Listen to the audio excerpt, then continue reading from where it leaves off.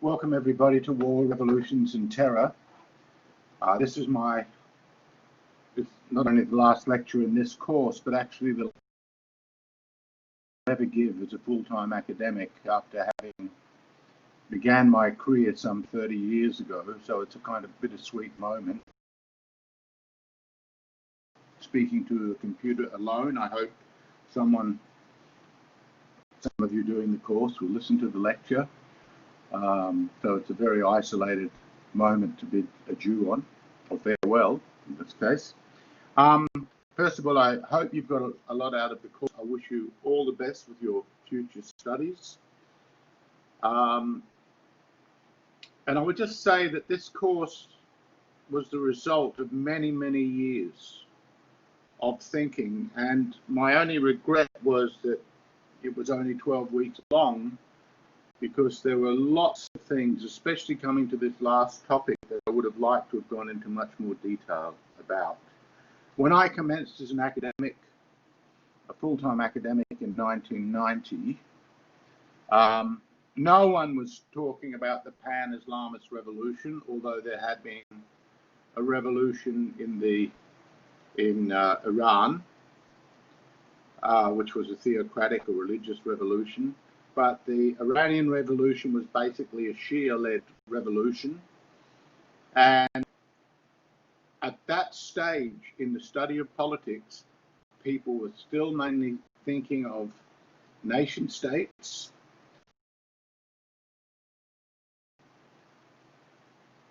And the biggest problem in the Middle East was the problem of Israel and Palestine. I think there's very few people now that would think that the biggest problems coming out of the Middle East have to do with Israel and Palestine. So what I'm going to do, and the other thing I'll just say, in 1990, though, the youth revolution or social revolution that had commenced in the 1960s was still very much full on, and it was around that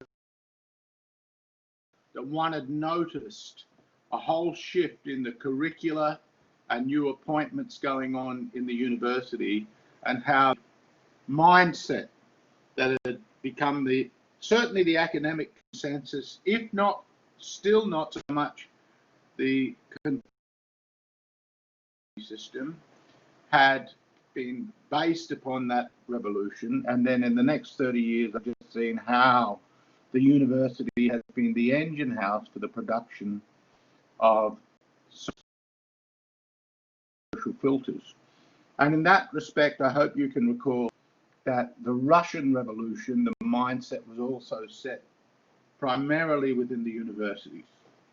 Now we are in a very different situation in the Western world compared to what Russia was like, or France was like when it went through its revolution. So the revolution that we have witnessed in my lifetime, or I have witnessed, I doubt if there's anyone my age out there listening, but in my age, what was I going to say?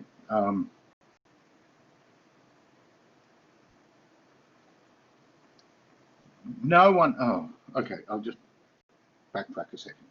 Okay. So that's right. It was an institutional revolution. It didn't really start so much as an institutional revolution, except in important respect,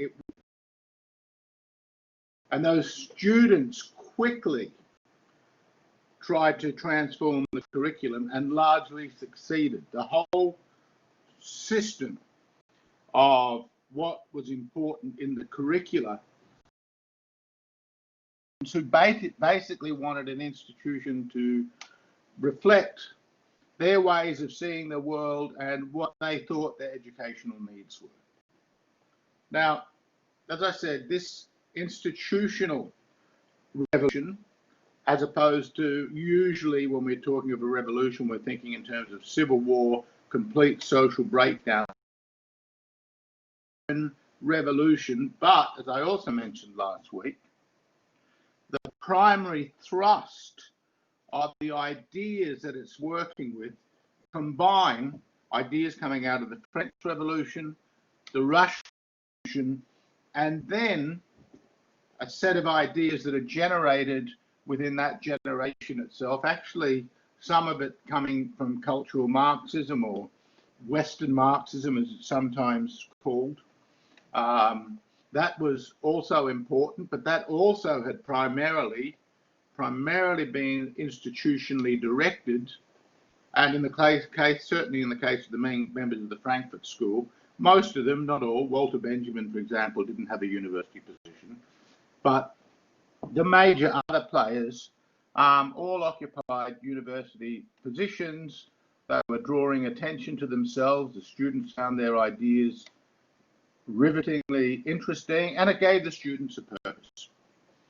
So now, after various other revolutions, primarily, as we again pointed out last week, revolving around a kind of identity politics, which we now use, but the basis of that all developed in the 1960s and early 1970s. What has taken place is basically the elites that run the country, that are journalists, are lawyers, are judges, are working in universities, working in corporations as managers, that these people that mainly broker in ideas, or that do broker in ideas, amongst other things, are driven by their own sense of reality. There's nothing unusual about this. Every generation is driven by its own sense of reality. Now, the point of this lecture is to remind you how the intellectual filters of the West, or to draw attention to the fact that the intellectual filters of the West, which comes with its own abstractions, stories, what I call mythologies, a certain reading of history, which fits ultimately people are trying to build a future in. So the future making orientation of the most educated and most powerful, if not in terms necessarily of wealth, some of them though are very powerful in terms of wealth, but certainly in terms of position with respect to our institutions, that this mindset is completely different to the mindset that is driving another revolution. Okay, so here's the thing I want to say. You and me and everybody in the Western world is in the midst of living in the midst of two revolutions. And that's not even talking about other geopolitical contestations, and COVID-19 has certainly accelerated the tension between the United States as a global, or as the world's leading global military economic power, but far less in population and far more internally riven than of China. And China, of course, is an offshoot not only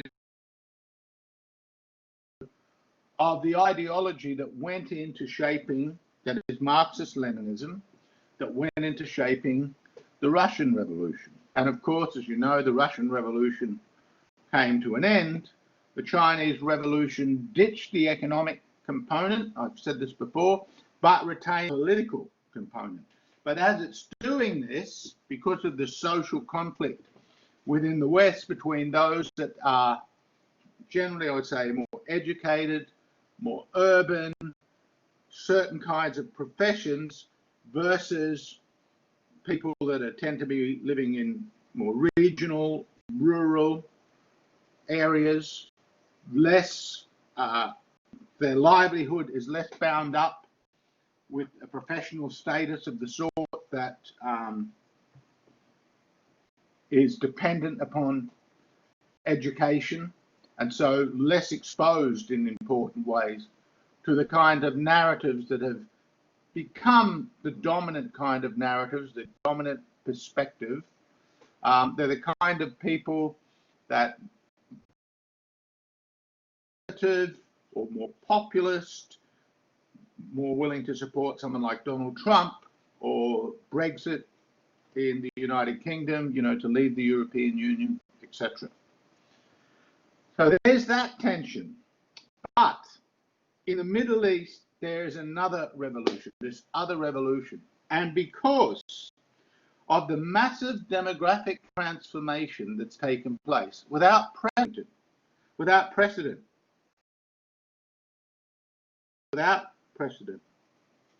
the large influx of migrants from Muslim countries has really changed things internally, so that, not surprisingly, it should be said, that those Muslims in Western countries who, for whatever reason, it might be socioeconomic, it might be feeling of being not taken seriously, or just, I'm reluctant to use the word racism because Islam is not a race, but they feel discriminated against,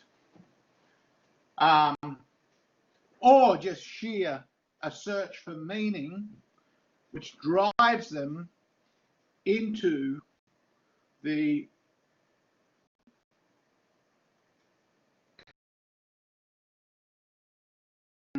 Islamist revolt that really comes out of the Middle East but has a global reach, and it reaches in different ways globally. So this is why this really matters. And in Western Europe, we see certain areas in demographics of Muslim people is very, very significant. Some cities with well over 30, some even 50 in Western Europe are Muslim migrants. Now, I'm not for a moment suggesting, because this would simply be false, and my job in this is not to create a political fear-mongering, whatever. My job is not to do that. I have no interest in doing that. But it is to make you aware of how what is happening in the Middle East does impact upon a number. It may be a relatively small number, but at this stage, everything radical starts small. And it's certainly acting upon the most politicized members of migrant groups, where migrant immigrant Muslim groups. Now, you must recall that for centuries, Christendom and the Islamic world have largely been separate from each other. The Ottomans, however, had expanded and introduced Muslim populations in parts of Europe. But the revolutions that were taking place coming out of the French Revolution, basically nationalist revolutions, Greece is one of the early ones that is, which also ultimately moves its way through to the kind of separatist nationalist groups operating in the Austro-Hungarian Empire, and ultimately which then also spread through colonialism. So nationalism is this late 18th century, 19th century ideology, flows through the West, and because of the First World War, the carving up of the Middle East, in the aftermath of the defeat of the Ottomans, who were allied with the Germans and the Austro-Hungarians, and both the German Empire, the Austro-Hungarian Empire, and the Ottoman Empire collapsed, and the Russian Empire underwent a transformation where it became a new kind of empire, a proletarian empire, if you will. So what was happening is that an institutional formation, mainly nationalism, and an ideological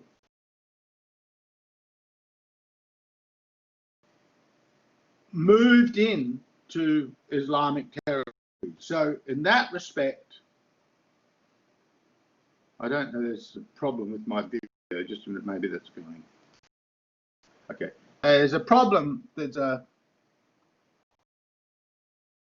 something happening here. I'm just going to plow on. This is part of the problem of being technologically dependent. Okay.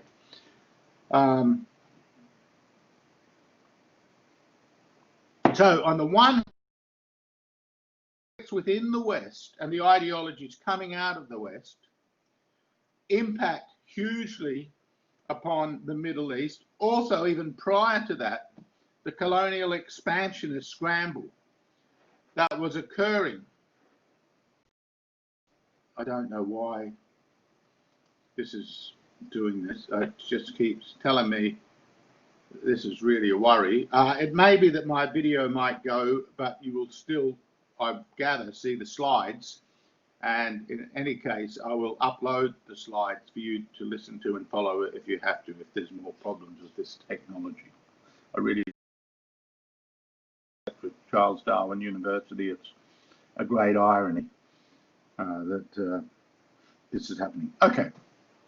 So on the one hand, the combination of colonialism. Now, the Ottomans were a colonialist power. They were an expansionary power who got as far in the latter part of the 17th century as the gates of Vienna. So it's not like, in fact, colonialism and imperialism are very archaic modalities.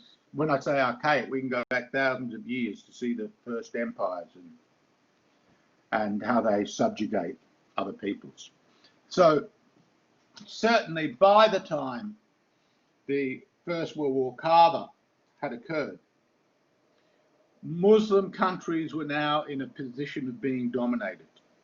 After a number of them, especially the Ottomans, had dominated for so long. Okay. Point one. So at the turn of the 20th century, or earlier into the 20th century as the Ottoman Empire breaks up, with the full onslaught of nationalism, there also tended to be a secularist push, because the elites in Muslim countries tended, not universally, not all, but tended to see that the weakness of their own political position had a lot to do with the values and habits and past of their own tradition, that is their religious tradition, that is Islam. So in the main, they tended to break away from, but to a large extent,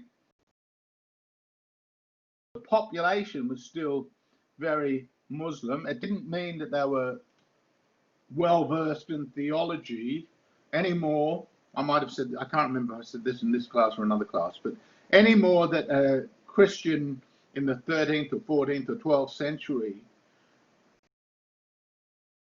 theological exam, the combination of daily life, rites and rituals, mythologies and folklore, and religion all sort of melded into each other. It was like a big amalgam at that stage. So again, in Muslim countries, at the end of the First World War, they were generally very poor and generally largely illiterate.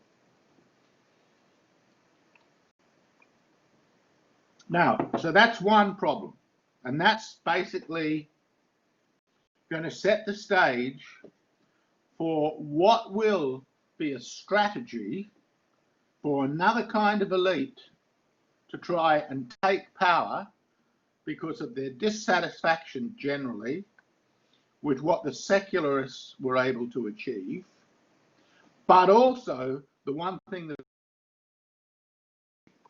whether it was in Turkey or in Iraq, in Iran's a bit later, but I'll just say over the period from the 1920s well into the 1970s. With that tended to generate a reaction of another group who saw themselves as only being able to solve their problems in terms of cultural religious terms, to solve their problems by overthrowing that elite and taking power. And ultimately, here's the rub, that would also mean cutting ties.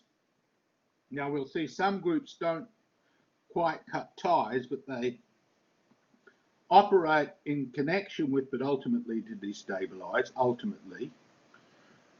And that's when we come to the Muslim Brotherhood, we'll see that.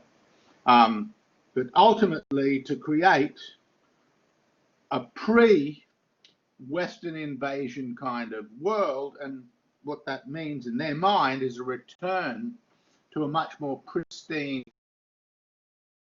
So that was already brewing away, but because of the general shape in the Middle East, or the general pattern of rulership had been monarchies,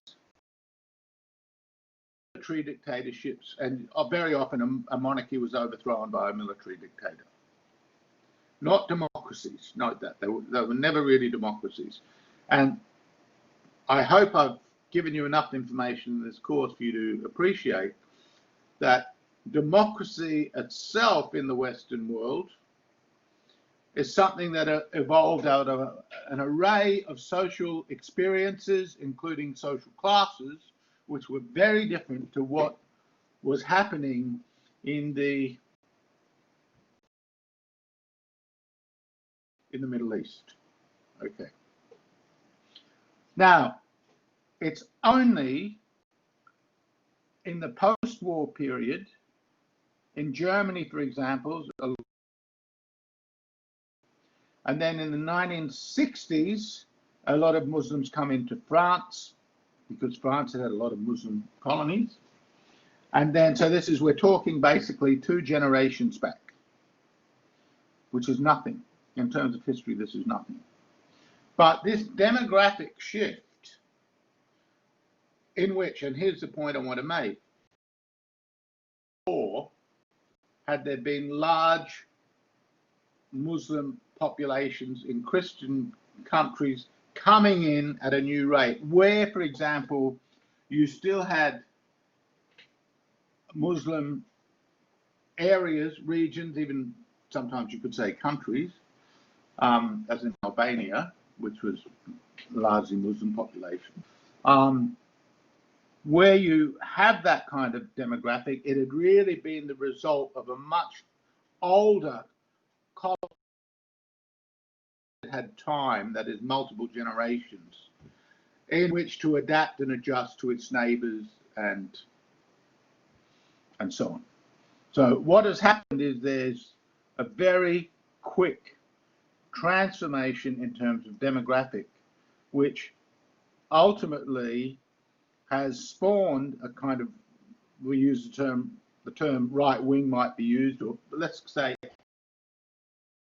response.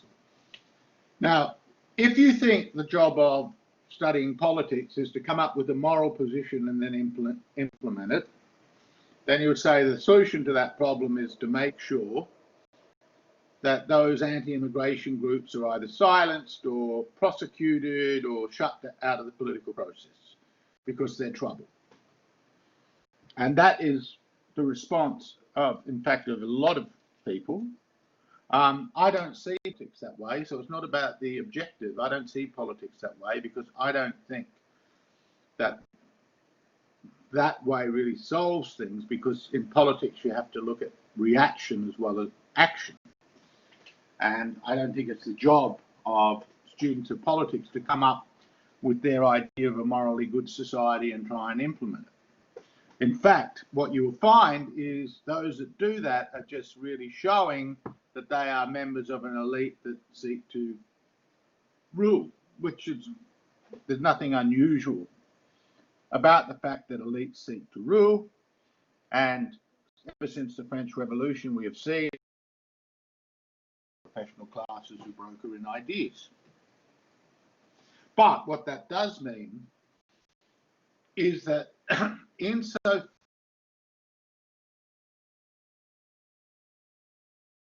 the French, Russian revolutions and then the Youth Revolution, their own view of what ethics and morals are, they are looking in a very distorted way. And the aim of this lecture then is to help you see, help you see what is happening. And as I said, what is happening is there are two revolutions happening simultaneously. One in the West, institutional transformation. It's a top elite-driven revolt. It's seemingly totally successful. The problem is that it is creating, especially now as it's gained ever more momentum, as it's spread the university, as it's gained momentum, it's led to this social fracturing where, to put it very bluntly, I see democracy itself at risk by this. And it's at risk, democracy is at risk in the Western world, because for democracy to exist, there has to be a stable enough set of values that are acceptable. The dispute that takes place at an election is not an all or nothing affair, but it's we lost, we will regroup, and then we will go back to the electorate. But when you see the conflict as all or nothing, then everything takes moral significance. And when that happens, that means you cannot accept what your opponents, and this is really true of both sides in the West today basically hate each other. Now, there was class conflict before, and there was often hyperbolic speech before, between liberals or conservatives or Labour Party and conservatives, but I'm just saying it is on another plane. And the kind of issues which are seen as decisive are of an altogether different order than they were 40 or 50 years ago. And they're of a different order because the ideas coming out of that youth revolution ultimately, and the identity politics coming out of that, has ultimately defined things in terms of oppression and anti-oppression. That's become a successful set of designators. If you belong to one group, according to this logic, if, for example, you don't support gay marriage, I keep using this and this example of gay marriage in order to highlight the difference between a much more traditionalist revolt in Pan-Islamist world, where the idea of gay marriage certainly is not even thought of as anything positive. There might be a handful of Muslims that believe that, or around the world some, but in the main they are not in positions of any power or importance in any Muslim states, one, and two, they're certainly not involved in the Pan-Islamist revolt, which I want to talk about, which is doing so much to redefine, and has been doing so much, to redefine the geopolitics, not only of the region, but of the world. So this immigration demographic change taking place in Europe is important insofar as I said, this spillover, because what is happening with the Pan-Islamist revolt ultimately affects some of the population. I'm not talking about a majority, but it doesn't matter because the numbers are big enough for even 1%. And various surveys do indicate that there is a reasonable amount, quite sizable amount, it may not even be a majority to the question and where you ask, but of support for Pan-Islamist groups operating in the Middle East by Muslims. They're usually young, living. So in that way, just as you will tend to find, or you notice the student movement revolt was led by young people. You see in the French Revolution and the Russian Revolution that the major players became revolutionary. It's actually conforming to the same logic. It's the same kind of sociological push and pressure of a certain cohort, but it's the push and pressure of a set of ideas, appeals, ultimate objectives that's at stake here.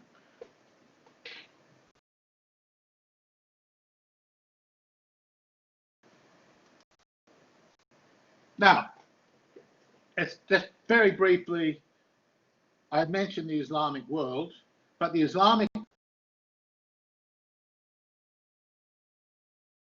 Middle East, and by that I'll talk about the larger Middle East, so I am going to include Iran in this, does not include, but it spills out behind the Middle East is not the same as the Arab world. It's not the same as the Arab world. But the Quran is delivered and written in Arabic, which in a sense makes, and to be a serious scholar of the Quran means you must be able to recite it in Arabic. But there are very large non-Arab Muslim populations in Indonesia, Pakistan, I mentioned Iran, Turkey and Afghanistan, and then other stand states. Although, and this is the point I want to make, with the exception of Iran, with the terms of the Pan-Islamist movement has come out of the Middle East, but it has certainly also spread into non-Arab countries. So it's come out of it's come from Arab Muslims, but it is spread beyond that. And a country like Indonesia, for example, it had more traditionally a much more eclectic style of Islam. Some of you may be doing Indonesian politics with Nathan and would know this, or with Vanessa or Steve would be aware of this. But in the last 20, 25 years, the influx of funding and group organizations coming out of the Arab world have really made a difference. Now, although I won't spend much time talking about Saudi Arabia, I will just mention here, although it is a nation state, indeed an ally, an important ally of the United States, it nevertheless also aspires to a kind of pan-Islamism, which it's supporting the leading power. Okay, so this is so just look at that to get the size of the general demographics of Islam. So let's just put it this way. Pan-Islamism really matters because the whole Muslim world is, in a way, it's what the Pan-Islamist groups are trying to rule and dominate and coordinate in one direction. So it is, let's put it bluntly, it is a global ideology. I'll use the word ideology, even though in some ways I'm not that happy with it, but let's just say that the Pan-Islamists are basically working with a global reach way of thinking that's first of all the Muslim world, but ultimately given the objectives of these groups, which we will look at in more detail, given the objectives of these groups, we can see why it's inevitably global, even if we can draw a circle around that and say, well, it's pretty regional, though, when we realise Indonesia and West Timor, you know, they don't region, and then Northern Africa is very different from what's going on in Central Asia, etc. Okay. Now, I'd already said this about colonialism. I'll just say, I use that as an introduction. I just wanted to say that nationalism fractured European empires. Nationalism assumed that peoples can be divided into nations. It worked, and insofar in its colonialism, it colonized the elites. It looked for tribal leaders in, for example, the Saudis and the Hashemites in Jordan. Seized opportunities in an imperial context. As you will recall, one of the key ideas of nationalism is the idea of the centrality of language of community. Basically, the French saw wherever there were French people and wherever they spoke French, that's where France was, which is why you can see the borders of France aren't actually restricted to Western Europe. Now, as I said, artificial states started to get plotted with the crack up of the Middle East. In 1916, there was already one Sykes-Picot agreement. Look that up. The nation-building movements. Now, this is picking up the earlier point I made. The nation, the way initially most peoples in the region saw their way out of colonialism, which was their number one, their first enemy. Overthrow colonialism. It was through nation building. The nation would be the way to solve the problem. So on the one hand, while it is a carving up of territories as nations, which doesn't make a lot of sense, even in European terms, into the different sectarian, ethnic, religious groups you've got in the region. The fact is that movements coming out of, and not just Muslim countries, this was just generally, nationalism was the way of organizing bonds of solidarity. So in a revolt, you have to organize alignments of solidarity to galvanize your momentum, to overthrow another force. Now, this nationalist consciousness in the earlier phases of colonial overthrow, it's intrinsically bound up with. So although the Arab revolt occurs long before Nasser takes power, or a while before Nasser takes power, General Nasser Egypt sees himself as, and this, he's not deluded in this, he has reasons to believe that there will ultimately be a pan-Arabic movement. And he sees Egypt, which at that time was pretty well the most developed country in the region, and certainly its elite saw itself in those terms. And again, no, it's not Pan-Islamist. Now, Nasser knew that Egypt was still deeply Muslim in terms of habits, sentiments, etc., and do deals with Muslims, and he himself is a Muslim, so he had to be on side with his people. So he couldn't secularize in a way that was too much of an affront to more traditionalist Muslims. In this respect, unlike Ataturk Kemal, or Kemal Ataturk in Turkey, was also a secularist nation builder in the rump of the Ottoman Empire, that is, nation that became Turkey,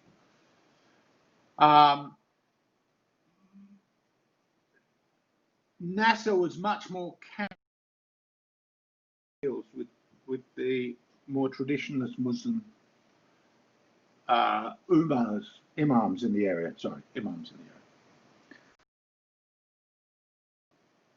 And when in the capturing of the Suez Canal in the 1950s, the British showed their strength and the British capitulated, this looked like it was going to work. But the moment of failure was the Six-Day War against Israel in 1967. And this showed that in spite of the bravado of, is that bravado? Anyway, in spite of the talk of Nasser, the army, the Egyptian army wasn't strong enough or good enough to defeat little Israel, even with other allies on side. So ended the dream. It was kept alive by Saddam Hussein in Iraq, who tried to appeal to Pan-Arabism when he conquered Kuwait, and that triggered off the US-led intervention against him. And ultimately, it didn't work. And by then, Pan-Arab. Now, also, at the same time as Pan-Arabism that's only one thing. There's also a number of the elites are also drawn into, in fact, they are drawn into the Cold War. You either end up being on the side of the United States or on the side of the Soviets. And whether or not you openly ally with one rather than the other, you will tend to gravitate in the camp of one. So Turkey, for example, becomes a member of NATO. Much earlier had also recognized, even though the irony was that they weren't a secularizing developing nation. The Saudis, it was different. And that had a lot to do with their history. They saw that their rule was predicated upon working very closely with the Wahhabi clerics, from which we get the term Wahhabism, and that meant not secularizing. Simply, the Wahhabi clerics had played too large a role for too long a period. So there were also various socialist movements, again secular, the Ba'ath movement. So they tended to see themselves again as not religiously driven, secular. And they had success. The founder of Baathism was a Christian Syrian, Michel Aflaq. That didn't mean he was religious, but that Christian in terms just of hereditary, of just birth. So at this stage, it was not looking like there would be anything like a pan-Islamic revolution, because the elites were all, was one of the players of the Cold War, operating in a world where the success of secularism in terms of state formation comes out of the French Revolution, as I said, but it takes nearly a century in Europe for it to really be instantiated, is now spreading and taking hold in the Middle East. So, as I said, Turkey and Iran especially, they really stand out. They tended to treat religion as backward, but even you can find a YouTube clip where Nasser is arguing with or really humiliating an Egyptian cleric by saying, "You think we're going to make women wear the veil? How backward do you think we are?" So that was, and in the 1960s, if you look at photos, whether in capital cities in Afghanistan or Turkey, Iran, Egypt, in the main, what you see, obviously not the case in Saudi Arabia, but even then, much laxer then. The way women dressed was symbolic of a breakout or break into a more secularized, modern, Western style society. But as I said, the Saudis, who end up being one of the richest areas, but because of their numerical size, they're quite limited, but they've got a ton of money to fund their projects. As I said, Egypt tries, and some of them go really wacky, like in Libya, Gaddafi, see, he had his own book called the Green Book, in which he was basically sets himself up as an ideologue in the kind of style of Mussolini or something like that. But he also sees that the anti-colonial movements, which were really had such success in the 1960s and in the 1970s, he's basically presenting himself not just as a so the Arabs and the Africans, and but not as a not primarily presenting themselves as Muslims. So again, here what we're seeing is this is all the pre-Pan-Islamist, even though, as we will see, there were some Pan-Islamists, but they were dictating the region.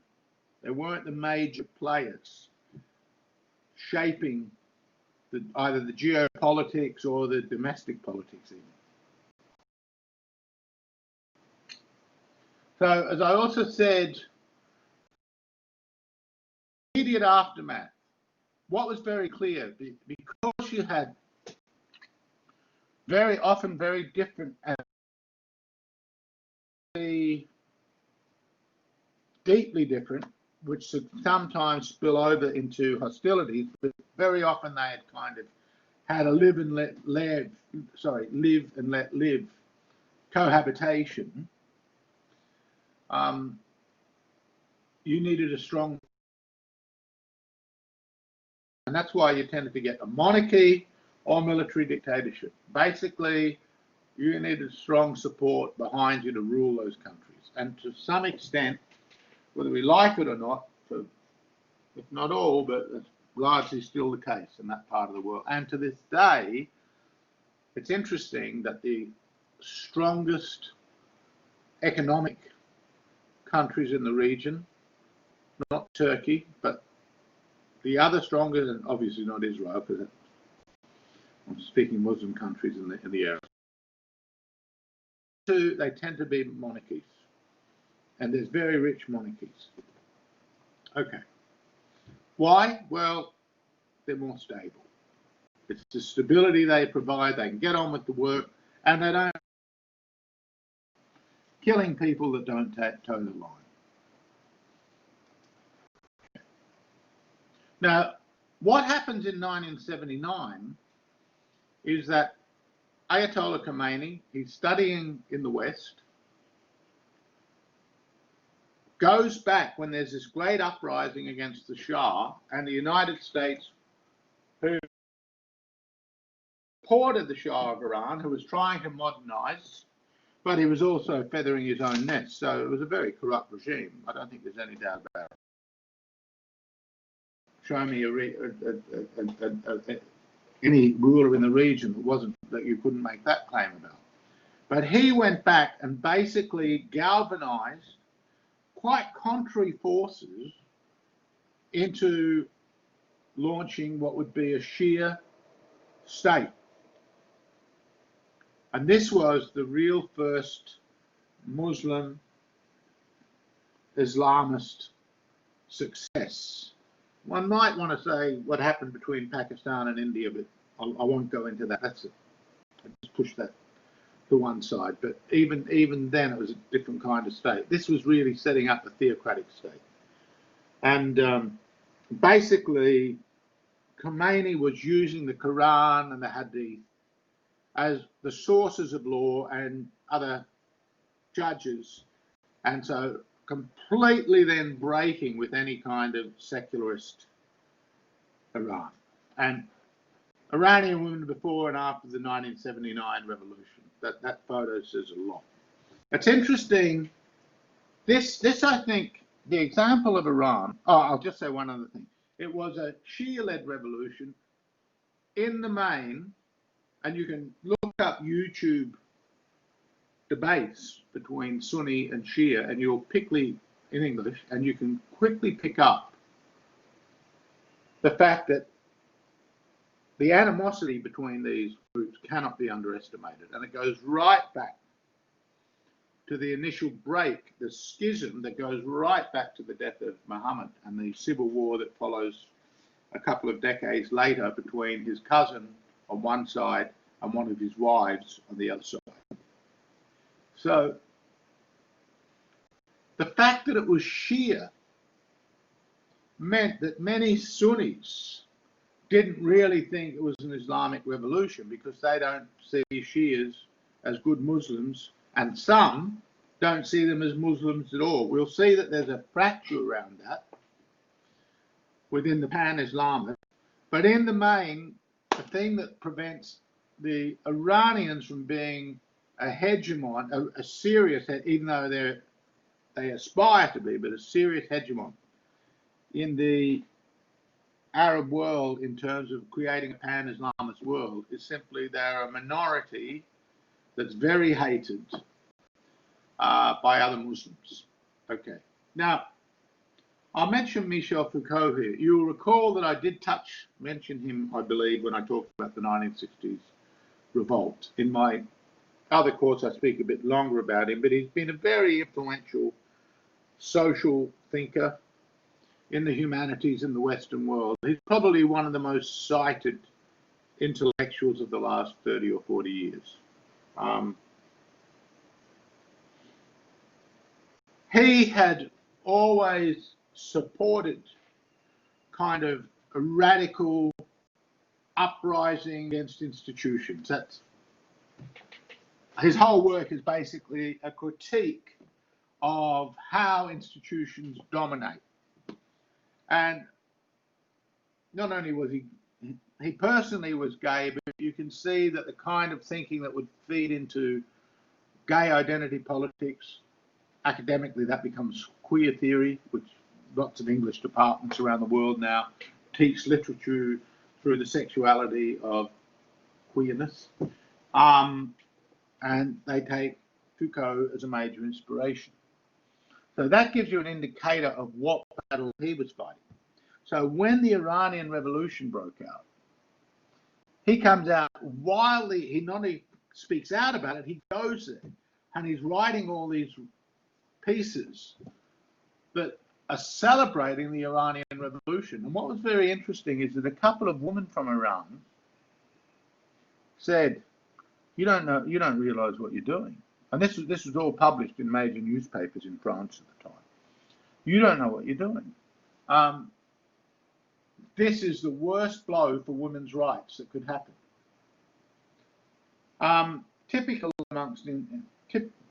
of intellectuals, Foucault acted like a schoolmaster censoring them. It's just so, people who act that way, I just don't like. And to me, that shows that they're not serious, that there's something really deeply wrong with the way they think, no matter how smart they may think they are, and maybe in some ways. But he had no idea. And after the revolution, the number of people killed in the Iranian Revolution, the Baha'is suffered massive numbers of people being executed. And the Baha'is, of all the religions of the world, are probably the most peaceful. But the Khomeini and his fellow Shia, not all Shias supported Khomeini, by the way. And then they also turned against other members of the Mujahideen, which were just wanting to overthrow the Tsar, and they put their weight behind Khomeini, but they didn't share his theocracy of the state. He would turn upon them. Then we would find Iraq and Iran in a great war, and Khomeini just sent children into the war zone to blow up the mind. So the compunction, again, this was all put in religious terms. There was something deeply counter, at the very least, very counter to the direction of the ideas that were driving the Western revolution. And Foucault, as a leading figure of that youth revolution of the 1968 revolt in Paris, which I talked about last week, he completely misread what was going on. He had no idea. All he saw was the outbreak of spontaneous crowd action going for a political goal, and he was cheering on and applauding it. And being gay, he wouldn't have lasted 10 minutes in Iran after the revolution. So this is indicative of the fact that a certain mindset, even, and in a way I would say it like this: the more intelligent you are, the more intelligent, but the more your intelligence is being dictated to the readings and observations you make through your theoretical parameters. And if those theoretical parameters are part of your own, not only tradition, but radical tradition, the more likely you are not to see what doesn't fit that. And this is a serious issue that all of us have. We could say our cognitive capacity is shaped by our filtering system that basically comes through our education, and very few people really find a way to step outside to educate themselves enough to be able to step outside the consensuses that tend to be taught within a particular epoch. And over time, you can see that consensuses are constantly formed, and it's often, it takes a lot of work. I've been working on this a lifetime because I saw the problem very early on. I hope I can convey to you that you should do this if you want to be an intelligent person, but it's far easier, and you'll get way ahead in your career if you just go along with whatever the consensual line is, and you choose your topics, especially around identity politics. You go along with this, you'll really get ahead very, very well. But you won't see what's going on. You're going to miss it. And Foucault, as I said, the most cited, one of the brightest, completely missed it. The others didn't even talk about it. So at least he saw something was happening, but then he completely misread it. Okay. Now, this was, as I said, an attempt to make Iran the leader. There were other Muslims who were Sunni that said, yeah, Khamenei's a really smart guy, and he's really, a brain box when it comes to Islamic, when it comes to reading the Quran and the Hadith. But he's a Shia, and the rest of the Sunnis were never going to follow him. Nevertheless, it's interesting, for a brief moment, I think he might have been deluded enough to think that he could set the agenda for the entire Muslim world, even though he was a Shia. And that was when you had the first riots of Muslims in Great Britain and in other parts of Europe. There were some people were murdered who were involved in either the translation or selling of Salman Rushdie's book, The Satanic Verses. I won't go into what caused offence, but Rushdie was an Indian British Muslim, was how you could line him up into, and then he had to go into hiding because the Ayatollah issued what was called a fatwa, which was basically an edict, which you can just see he sees, what the point I want to make here is, he sees that revolution as having global implications. So he wants to get people to act in the United Kingdom, and anyone who's a Muslim they're told they should do their duty by going and killing Salman Rushdie. Salman Rushdie had to go into hiding for many years, paid for by the state, and he had always previously been, if anything, very critical of the conservative government, and then the conservative government was defending him, protecting him. It was irony.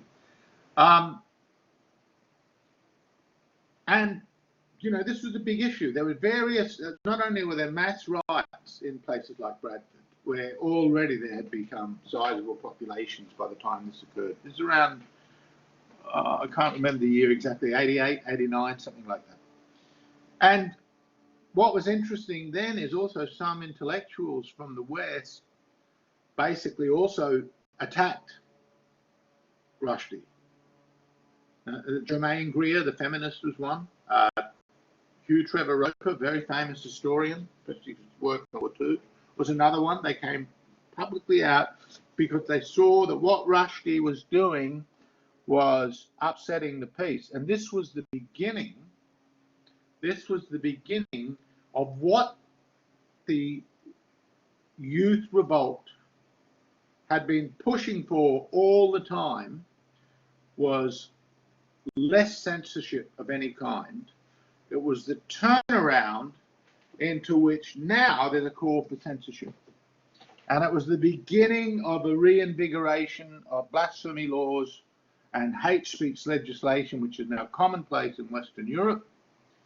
And even where it's not de jure, it's de facto deployed. In Australia, for example, in the example of Israel Folau, speaking about all these different people going to hell, including gays, and he loses his contract with Australian Rugby because the corporate sponsor sees this as a kind of malpractice on his part. That's Qantas. Now, what that is showing is that the whole tenor of free speech had moved. Note this, by the way. We saw the same process in the French Revolution. We saw the same process in the Russian Revolution. The elite calls for freedom of speech until it captures power and then wants to control the speech to fit the world that it's creating. And from the progressive Western point of view coming out of the youth revolt of the 1960s, Muslims can be seen and identified as oppressed people. And as oppressed people, they too can be folded in with gays and transgender and various other groups as minorities. That is the 68 fold, I would call it. And of course, it's, well,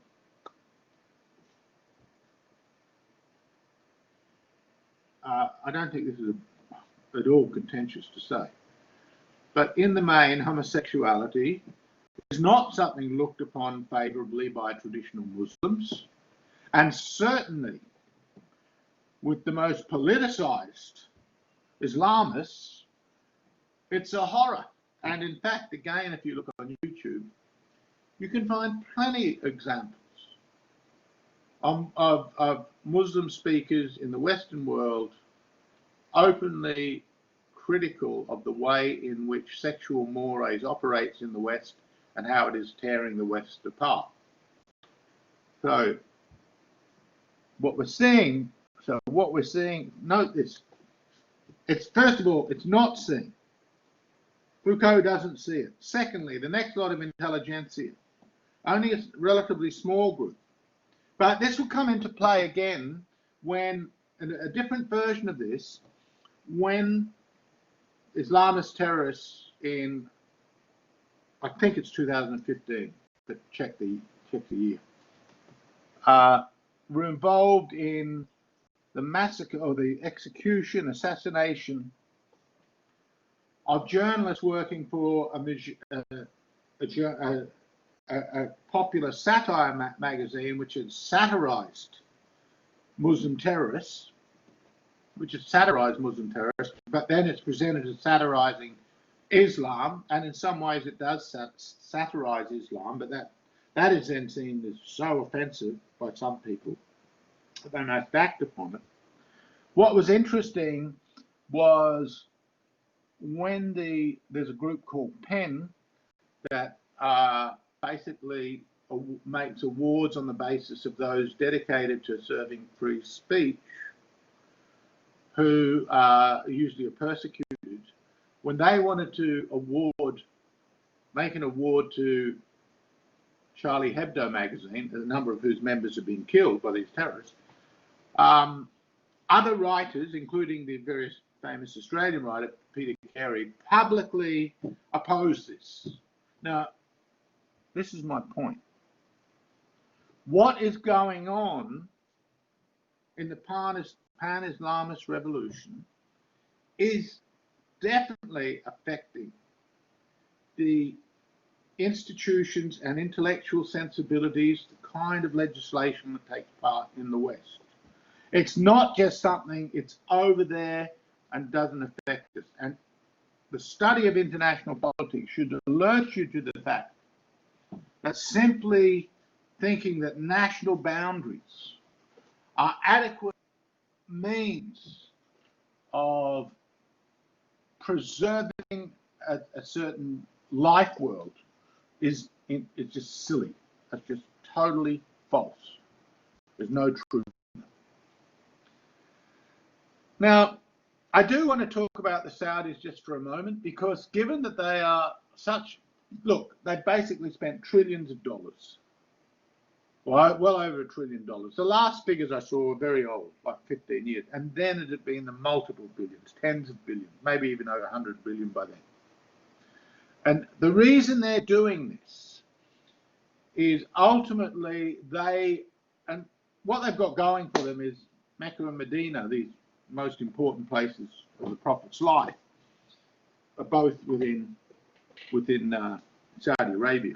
So they see themselves as well positioned to be the guardians. But at the same time, because they're largely seen as corrupt, because they do deals with the United States, because of all the money that flows to the princes, because it is a clientelist state, because other countries in the region see them as really arrogant as well as corrupt. And they do a deal with the Wahhabis, and very often it's said, oh, the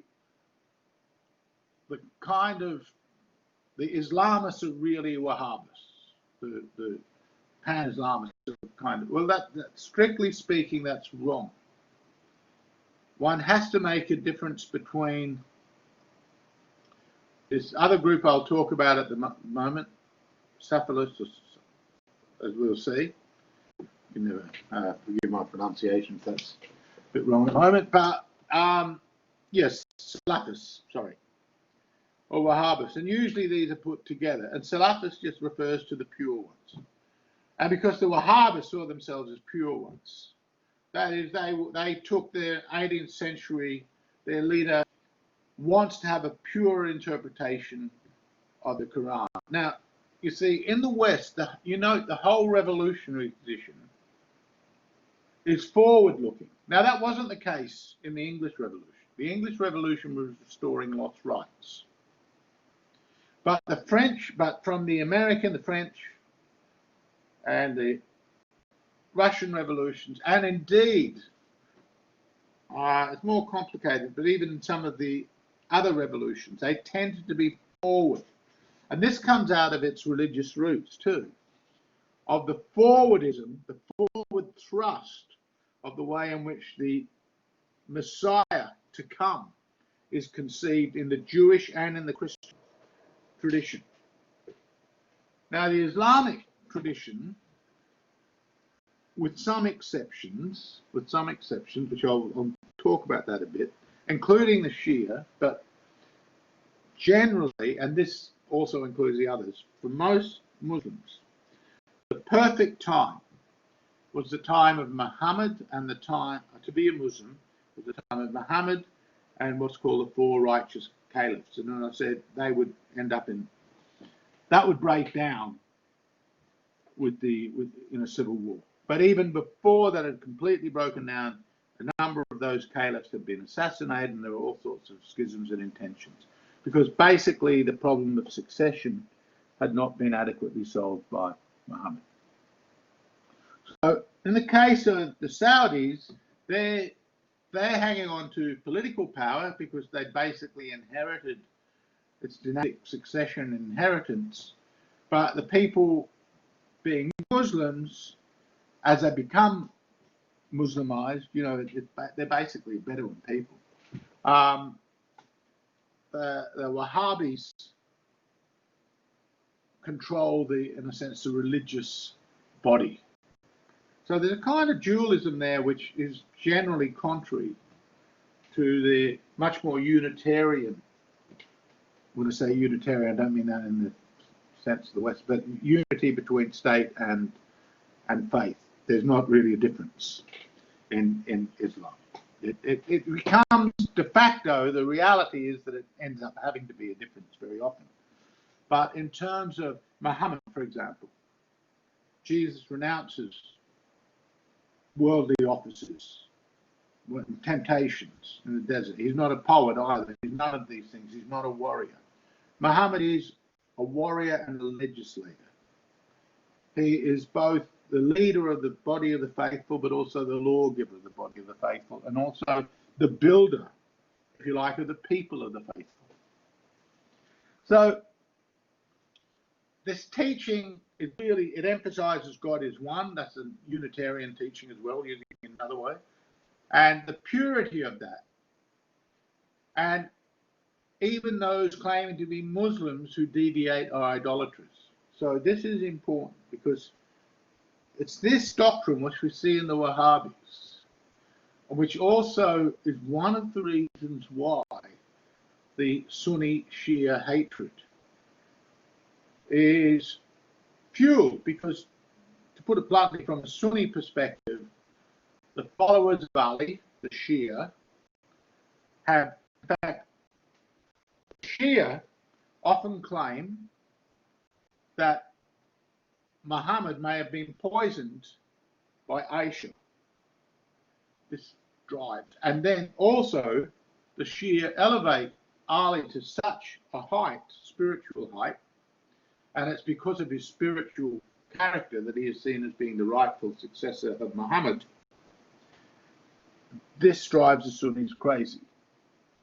And they will, again, I strongly urge that you watch these Sunni Shia debates, and you'll just see how strong the acrimony is between them. Okay, so this, you could say, version of Islam, because like any other body of faithful, experience, adaptation, historical circumstance, power politics of the day, all lead to perturbations that impact upon how you read things and interpret things. But I do make this point though.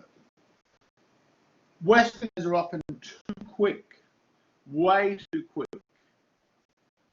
to try and give impression that the Muslim world is so varied that it is far off being like a liberal world. Now, it's very varied. The thing about these sacred documents, the way in which, very quickly, the way in which Islam versus Christianity has worked over time is, first of all, it's like a concentric circles. If it's in the Quran, it must be followed.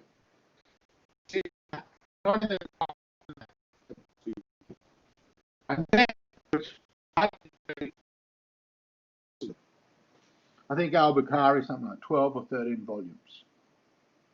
So these are all the life and sayings of the prophets. And all the various jurists and schools of Islamic theology have gravitated around the Quran and the Hadith, where they see there might be some sort of area of some conundrum, something not quite clear. But because it is these pyramid of concentric circles, so to speak, it does actually draw everyone into a work which, unlike the Bible, is very cross-generational. the Bible is an assemblage of writers writing, at the very least, if we take the Christian Bible as a Bible, for my purposes, that's what I want to do, because I'm talking about the West generally as a Christian offshoot. Then we're talking about a work that at the very least is an assemblage of texts that are written over a 500, 600, 700 period. Others would make the claim that if you factor in the verbal tradition, the myths or the stories that go way back before it becomes a written script, you may be talking a couple of thousand years, or maybe at least 12, 15, 13, 1400 years. Now, the Quran is the product of the God writing, or Gabriel, God speaking, Gabriel writing, Muhammad reading. And again, for the Muslims, the fact that Muhammad could read because he was illiterate is a great source of, indicator, the beauty of the language. All of these are symptomatic of the authenticity of the experience and of Muhammad's as the prophet. So it brings you in. Now, the other thing about Christianity is that although the church fathers were so first of all, the two books are very different. And in fact, in the Bible, God speaks sometimes, but relatively rarely, even though the book is meant to be inspired. Whereas in the Quran, it's all God speaks. So there's no wriggle room in the Quran. If you can find it there, unless there's a contradiction, in which case the doctrine of abrogation, the latter verse must replace the earlier verse. But the essential thing is that God does not change his mind. God is powerful. Whereas the Jewish and Christian God, he changes his mind. Which, from a Muslim perspective, means that there's something deficient. And for the Muslims, the Jewish and Christian Bibles are basically defective versions of the Quran. Now, okay, I don't want to go. That's a very long, complicated thing. But the point I want to make is that the other thing about Christianity is that for well over 1,000 years, most Christians hadn't a clue of what was in the Bible, and it wasn't really essential to the Catholic Church, except insofar as the priests would deliver scripture. But the idea that everyone should go off and read the scripture, recite the scripture, that everyone, to be a good Muslim, you should recite the entire Quran, to be a very good Muslim. That this is, no, that wasn't part of that culture. It's only with the Reformation, but then again, because of the magnitude of the book, the cross-generational, the very different perspectives in there, even if they're supposedly divinely inspired, you can just see there's all the difference in the world between the book of Numbers or Leviticus and, say, the Hellenic text of Ecclesiastes. They're so vast. Whereas there is a much narrower, and in saying it's narrow, I'm not saying it's therefore weak. I'm just saying it's narrower in terms of a set of objectives and a time frame of articulation, and in fact, it's a single voice of articulation, Muhammad's voice, as opposed to the Bible, which means that the Bible has all these elements, which ultimately will be its undoing. In the case of the Bible, and that's one of the strengths within Islam, just as a kind of political strategy or a way of galvanizing a group, one of its strengths, there are other things that mitigate against well, but one of the strengths is that relative, very strong focus. It's largely, not exclusively, but largely a law book. It is all the word of God. This is valor. This gives it a kind of bindingness. And when you go to Hadith, although they're written over quite a bit after, protracted period of time after Muhammad's death, they are sifted through it and had been sorted through in a consensus form, these are the ones that really we can accept as authoritative. We tend to see that what it's trying to do is find a law code to basically permeate the entire life of the community. So you can, wherever you look, you should be able to find something that has divine sanction, divine guidance in daily life. Now, this is a very powerful thing in terms of group binding. And the thing about the Christian faith is ultimately it comes down to a couple of principles, even though, and this is in many ways a source of disputation between the Jewish law, criticized by Paul in the book to the Romans, and Christianity. So in a sense, it's much more plastic. It's much more open. And because the church, though, was neither plastic nor that open, this could be contained through, basically, you could say, a priest class doing kind of elite narrative formation that now we do in a secular way. But once the Reformation hits, it's not long. It's not long after the Reformation that Christianity starts to fragment all over the place. And then, as we saw with the French Revolution, the success of deism, the spread of that, and then eventually atheists, see that Western Europe is not really a Christian country anymore. More people on surveys still say they are, but then if you look at church attendance, and even symbolically, the elites don't want this. This was very clear when the European Constitution was being debated. It ended up being defeated in a couple of plebiscites in France and in Holland, which was surprising, but got defeated. But as it was being formulated, there was a serious debate going on whether or not there should be reference to Europe having a Christian heritage. And those that said no, it would be too exclusionary won. So that tells you which tradition that they now identify with. Okay, let's go back to the Saudis. I just also want to point out that when, and that was the other point I said this, because the Saudis spent trillions of dollars pouring into various other countries, pouring it into universities, not only mosques and libraries and various foundations and fronts, pouring money in there. It was often said they are teaching a very strict and severe view of Islam. Well, strict, severe. It's very traditionalist. That's what they're doing. But the thing is,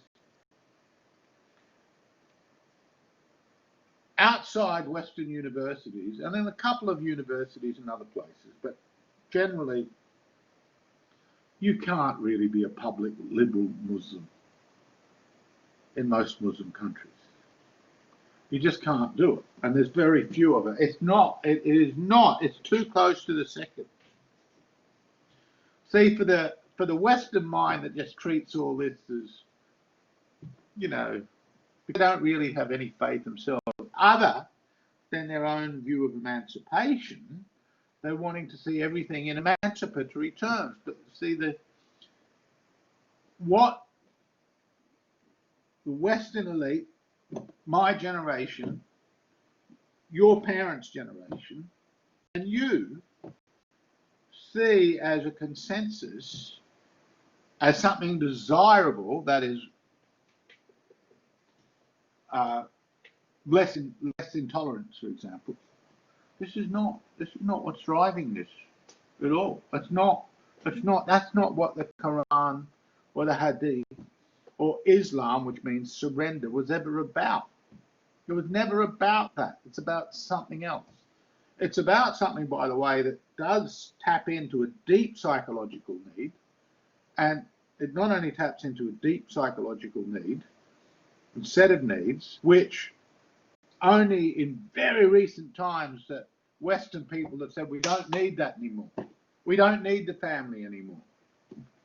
You know, the attack upon the family in the 1960s, the extent and importance of it cannot be underestimated. Again, people just, that's why I keep using the example of gay marriage, because it is a symptom of the absolute breakdown of the traditional family. It's since become replaced with something else. But that, combined with the ease of divorce,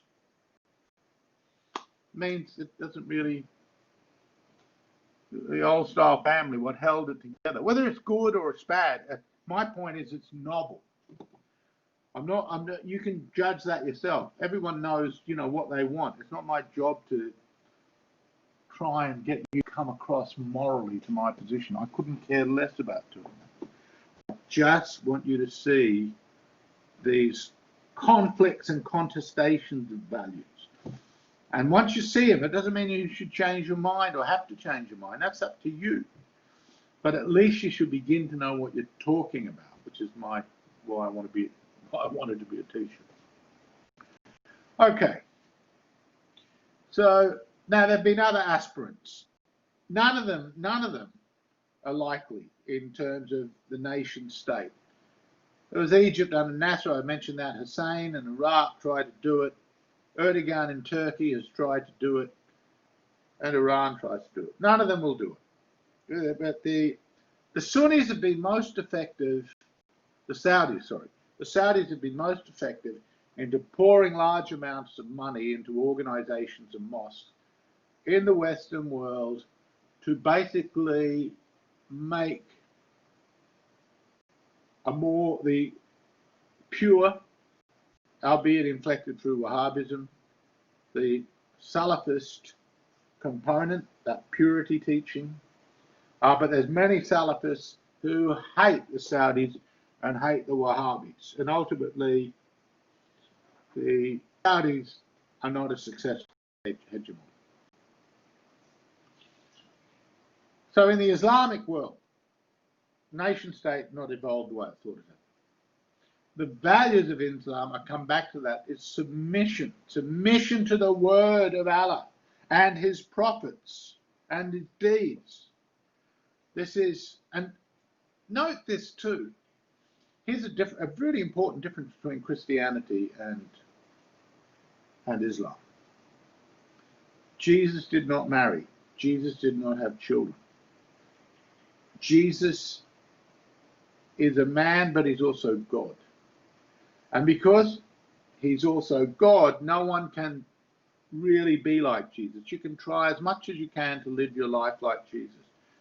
But there's something that's always superhuman about him and about, in a sense, about what he's demanding. And that demanding is a kind of withdrawal. And the closest one gets to, you know, the monastics and the monks saw themselves as closer to being Jesus-like.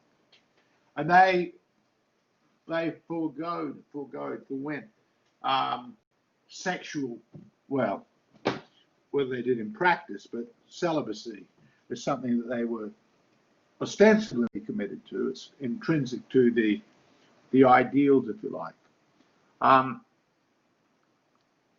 Whereas, although Jesus is seen as a prophet by Muslims, the fact that Muhammad is a great warrior, a great father, a great husband, many wives.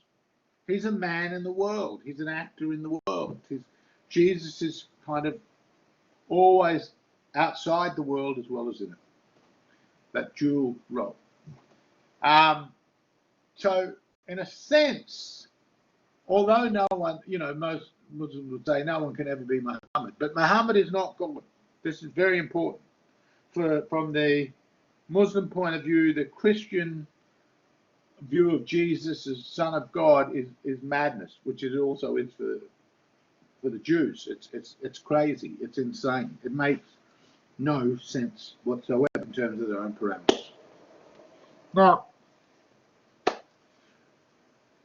again, this submission to the word of God in the Quran, which of course in Christianity people were meant to live by biblical teachings. But as I said, that's all fractured in the West. And it was smashed to bits by the Enlightenment, the enlightened thinkers with their deism and subsequent atheism. Now, I've already said that the forces of Pan-Islamism are spilling out into the Western world. The other thing, which is also largely responsible for the breakup of Christianity, certainly as a social force, as a political force, I should say.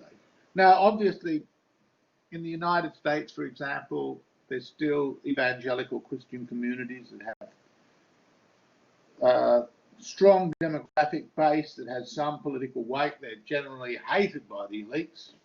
Hate is not to put too strong a word on it. And they just despise. They're non-people. They're morons.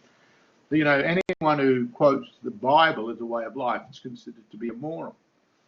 But interestingly, you see the way it works in the West. But if someone presents themselves as a traditional Muslim to the same person that would hate the evangelicals, that person, being an educated person, will be sensitive to the cultural difference and respect that. And see the kind of torn apartness that the West is in. And very much self-inflicted. It's very much driven by its own deficiencies. I would just say that, it's deficiencies. And ultimately, life has a great way of ensuring that people cannot overleap their deficiencies. And it was the deficiencies of, and I did, when I spoke of the French and Russian revolutions, I did really try to drive home to you how complicated the powers, the forces in operation were that gave so little room to move for either Louis or Nicholas. But that's because the deficiencies had been locked in. And the deficiency is something that once was efficient. That's what we saw in the French and Russian Revolution. Something that once worked hadn't been able to adapt to the changing circumstances. And that disjuncture of new circumstances, old practices, that's a killer. That's an absolute killer. As I also pointed out too, this mindset that comes out of the Enlightenment has to do with the widespread education in abstractness, the triumph, if you like, of philosophy in the West. It mightn't be a very good philosophy, it might be in contestation, disputed, but still nevertheless a philosophical triumph that makes people appeal to abstractions like freedom and equality, which is not what Muslims are doing when they're talking about surrendering to the word of Allah. From the Enlightenment perspective, they are caught up in the world of their mythic imagination. They have not gone the way of the understanding. The way of the understanding is the way in which it overlooks and critiques rationally the stories of myth and the figurative imagination. But the problem with the Enlightenment position was that ultimately it's not compelling.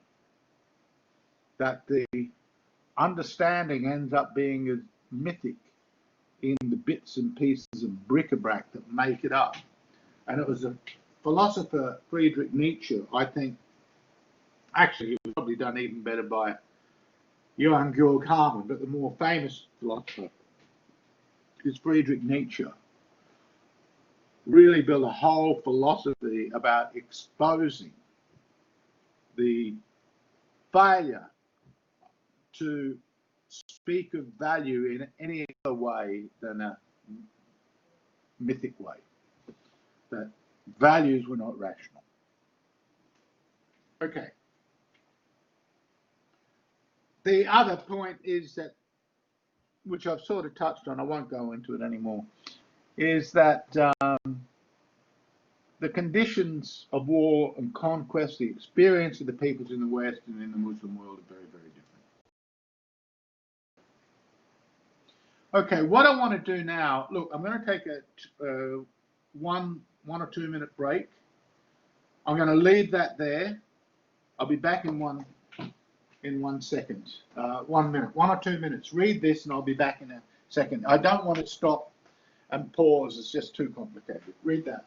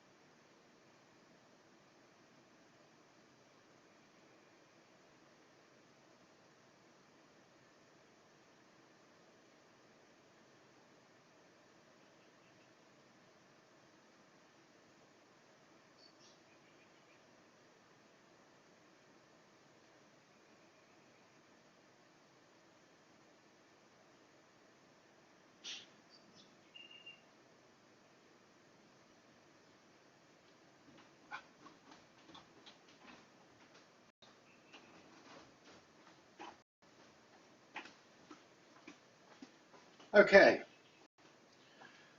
There are many, many Pan-Islamic groups. And, you know, they tend to be classified as terrorist or tend to be as radical Islam or whatever. But ultimately, they all have one objective, and that is an Islamic world. Now, both Christianity and Islam, unlike Judaism, share a commitment to universalism. They are both religions of conversion. In the Islamic world today, if you go there and try and openly convert, you'll be inevitably be put in prison. It doesn't matter whether you're in Turkey or whether you're in Saudi Arabia, and perhaps even worse can happen to you. They take that very seriously. Within Christendom,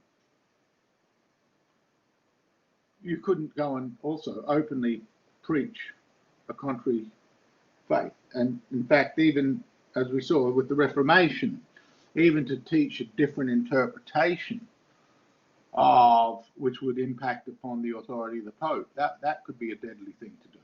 So in and of itself, these two religions of conversion, the intolerance, if you like, of the universalism is intrinsic to both. They do spread and develop differently. I don't want to, it's not necessary to go into that level of history for this point. Now, I want to concentrate on three major streams of that Pan-Islamist movement. Islamic State, when I started teaching at Charles Darwin University in 2012, Islamic State didn't exist. For a few years there, it was the only major story in town about the Middle East. But since it has dwindled, though it has a support base that hasn't vanished. Al-Qaeda, on the other hand, have been a constant and been around quite a while. They go back to the Afghanistan war. So I want to talk about these three different groups. Now, you've heard me say often enough that I want you as students not to just believe what you read in newspapers, because journalists are very easily co-opted into larger narrative, and they just tend to repeat. Of course, there's some exceptions to this, but in the main, they largely tend to repeat part of a narrative, a news that fits the narrative that they see as reflecting what's important and what's helpful. I'll put it in a neutral way like that.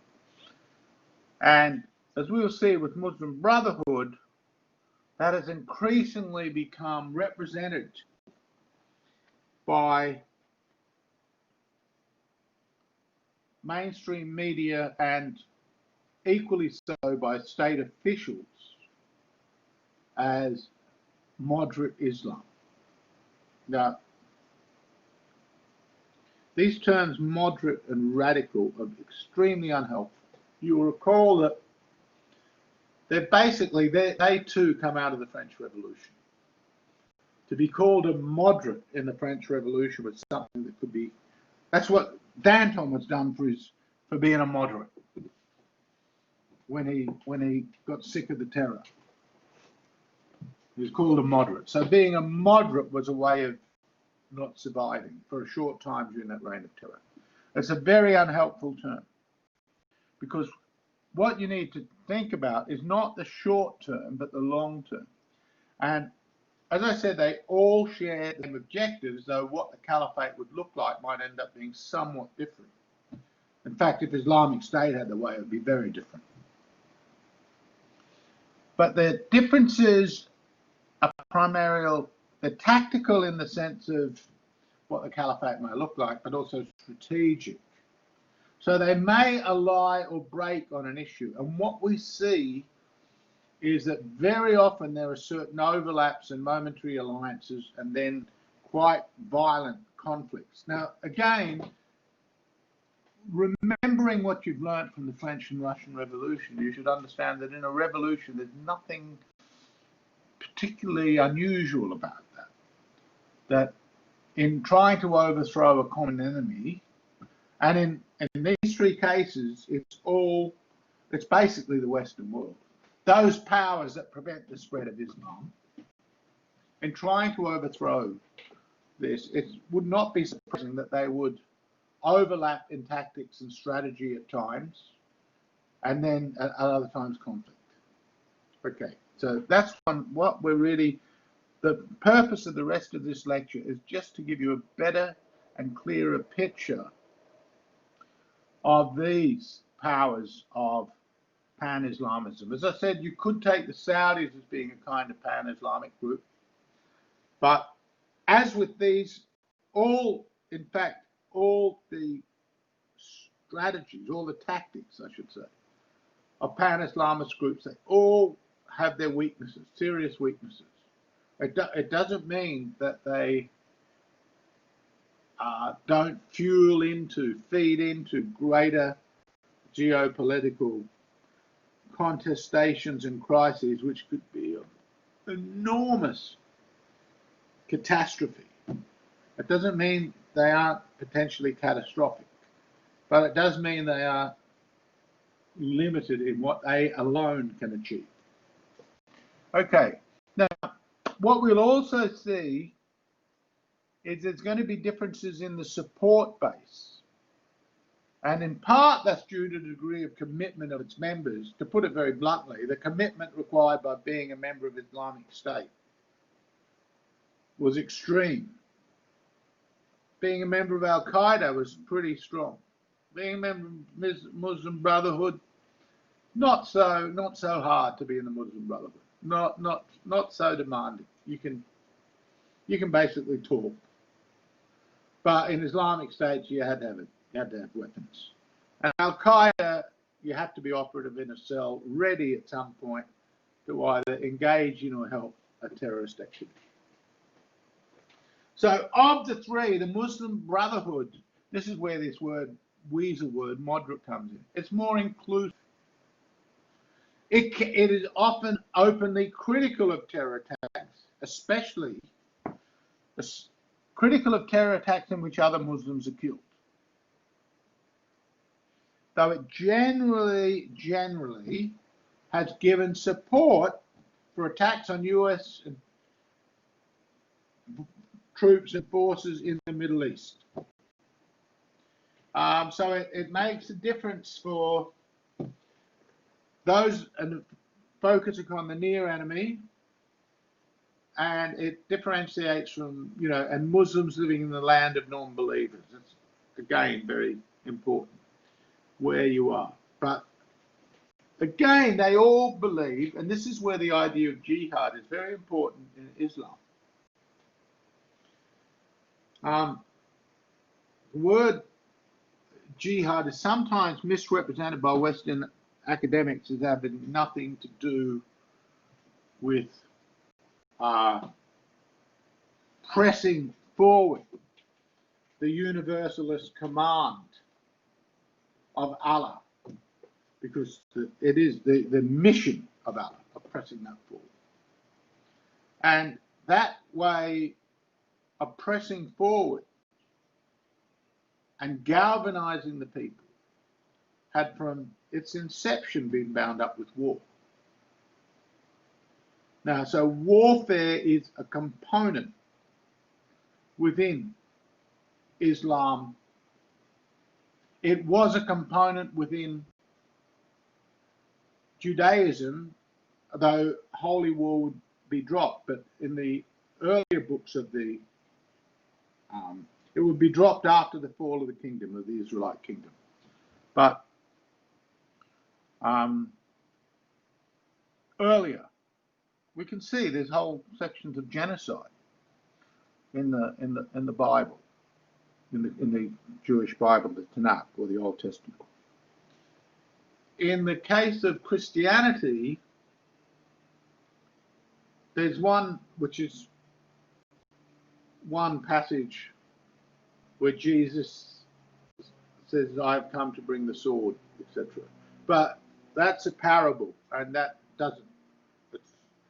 What he's basically saying is your commitment to me will ultimately get people to rise and fight against you. The early Christian tradition, the martyr was someone that sacrificed their life for their teaching, but they didn't kill somebody. That was very important. Whereas in Islam, the martyr is a warrior. Look, I'm not making any moral judgment about this. It is just what it is. And if you look at what the problems that were trying to be solved by Islam and the problems trying to be solved by Christianity, you'll see the very different immediate sets of problems and their tactical responses to the immediate problem. The immediate problem facing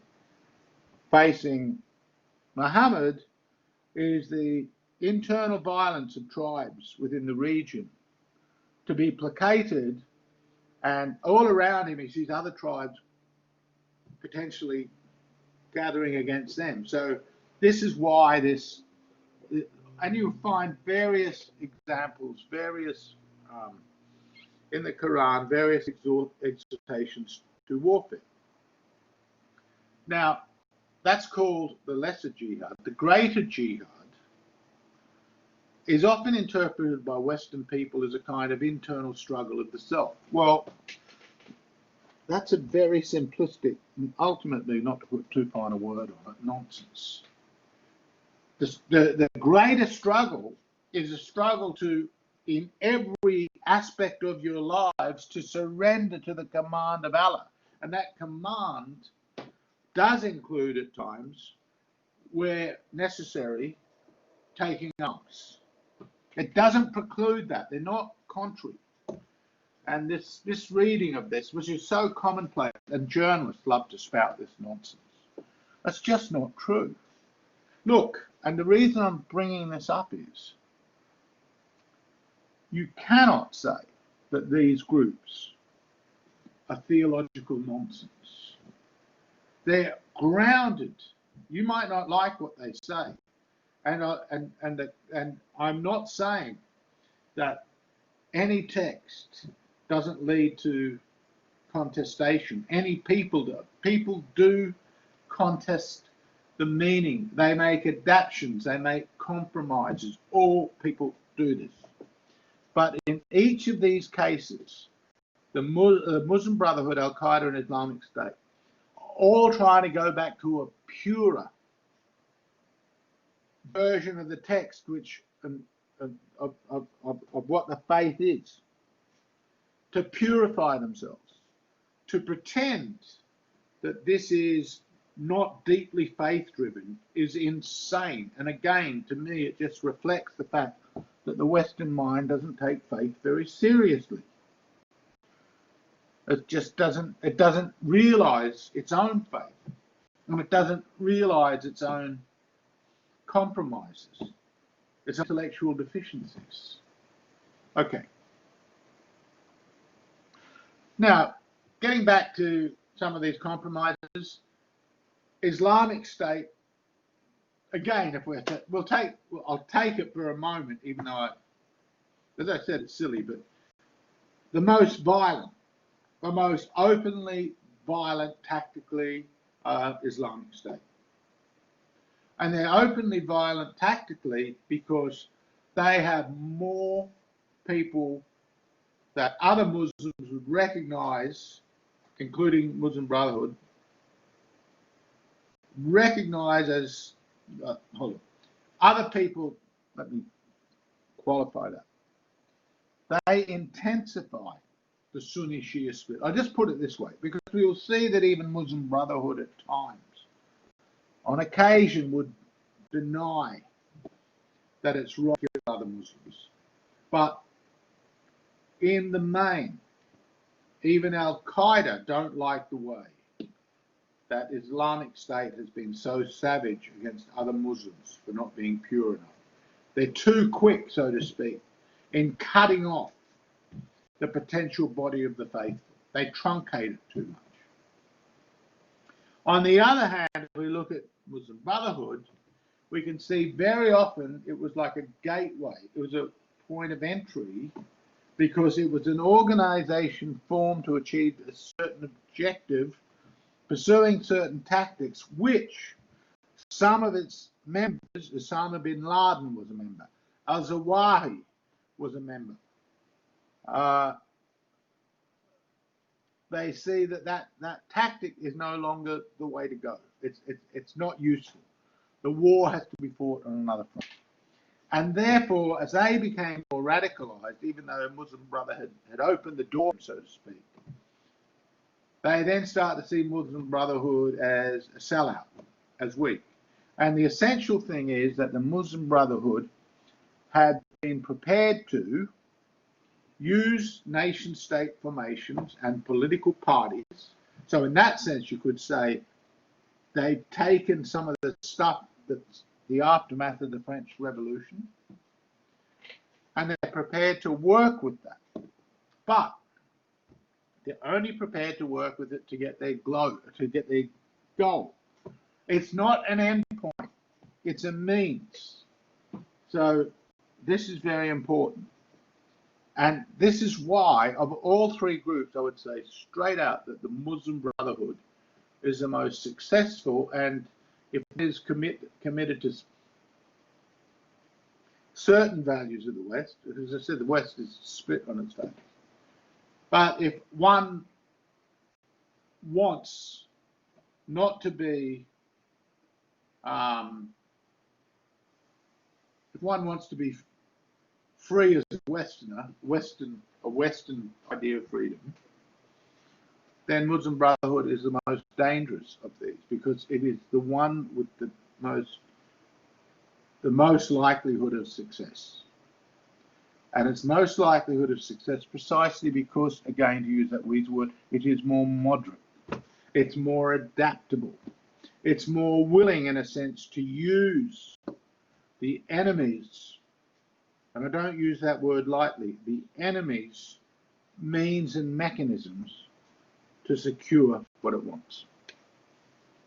Now, okay, the Islamic State, sometimes known as ISIS or ISIL or Daesh, was originally traced to al-Zarqawi, and his organization was called the Organization of Monotheism and Jihad, and Al-Qaeda in Iraq. So he comes through the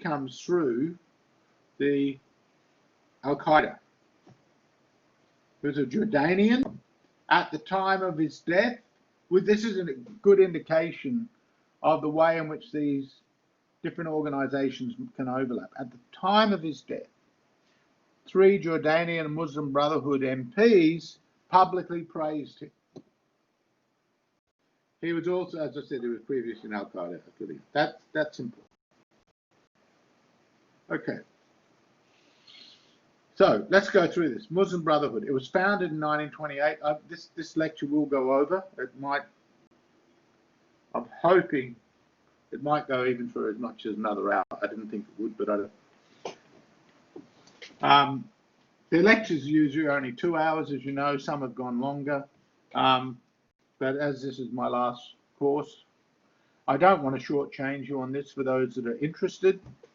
It's possible to not listen to this and get a very good grade, so it's up to you if you're interested. Okay, it was founded in 1928. It was formed by a guy called Hassan al-Banna. He would be assassination. It was basically formed in opposition to Western cultural imperialism and secular values infiltrated, that had taken hold of the elite in Egypt, and it was seen as a spiritual response to a spiritually sick nation of people. And he saw that all the elite institutions had been infected, so to speak, by the rottenness of Western values. Now, he was another leading theorist was Sayyid Qutb. And Qutb would ultimately be executed for attempting to assassinate Nasser, even though there was really an attempt to try and save him, because he was extremely influential. He was like the brain box of the organization. And so what Banna saw was to use political means to get to the pure and true Islam of the Prophet. It wants to, at the very least, restore the Islamic empire to its last stage. This is why you can find various Muslim forums where they would like to go back into Spain, for example, what the old borders was with Andalusia. But ultimately, its goal is a global caliphate. Because wherever Muslims are, so if they've immigrated, for these people, wherever Muslims are, then they have to live under the law of Muhammad, under the Quranic law, under the Hadith, under the Sharia. The nation's law, you can obey them, but to the extent that they contradict the pure law of the Quran, which they inevitably do, because you see from their position. Qutb actually travelled to the West, and he was disgusted by people in the West. He just thought they were morally derelict. And this is illustrated again, all the open sexuality that is part and parcel of Western culture. So public drinking, or drinking, just drinking. Not to mention spiritual ailments, the amount of depression that we have, the amount of people who are drug dependent in some way, opioid addiction, and how massively widespread this is. For this, of course, intensifies much after Qutb has died, but for people who follow his teachings, they've got plenty to see that confirms their view that the West is a putrid, spiritless horror show. So why would you not protect your fellow Muslims from this horror, which may also, and you remember that it is actually, to be an apostate in Islam is sanctioned by the death penalty, and that's in the Hadith. I think it's in the Quran as well. It's definitely in the Hadith. And again, and this is why the laws against apostates are so strong. in states with Muslim constitutions. So, you know, for Muslim, from their perspective, for a Muslim whose daughter would wear makeup and short skirts and go out drinking, this is a horror. Better to be killed.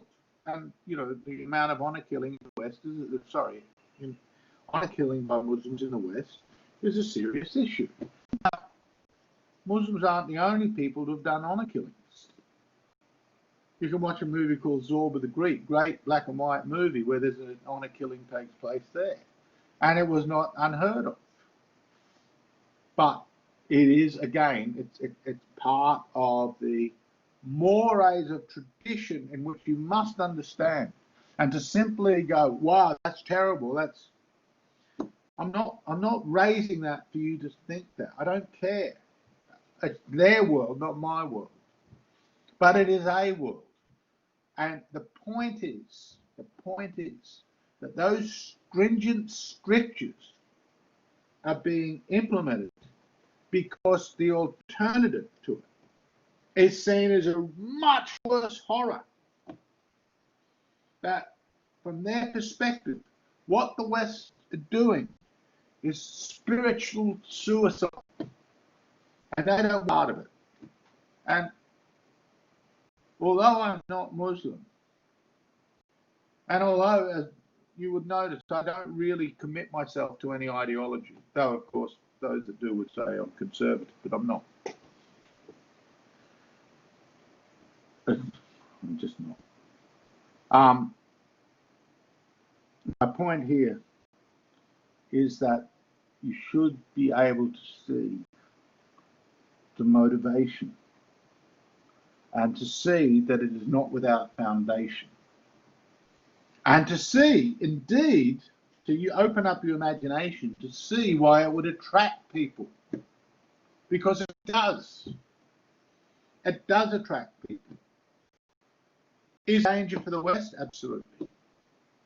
But the West has positioned itself in such a way that it's depleted itself through its own internal self-attack, its own failure to have a core, the disjuncture between its elites and the rest of its population just enables groups like this, which at their core can see the weakness of the West and then are able to operate within those weaknesses by simply saying, playing along with the game, which is exactly what the Muslim Brotherhood have been masters at doing. Tell them what they want. If you saw the world this way, you'd be mad not to do this. It's an open door. You'd be crazy not to do this.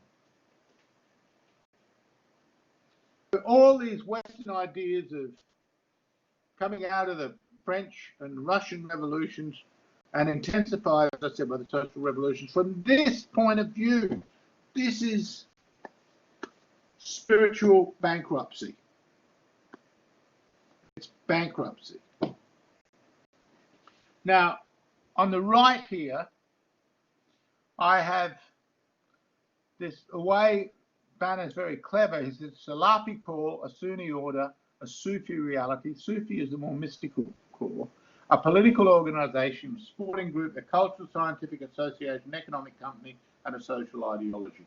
That gives you an idea of, in its way, it is mirroring the totalizing ideologies that we see in communism and fascism, and which have now become incorporated into the so-called liberal West.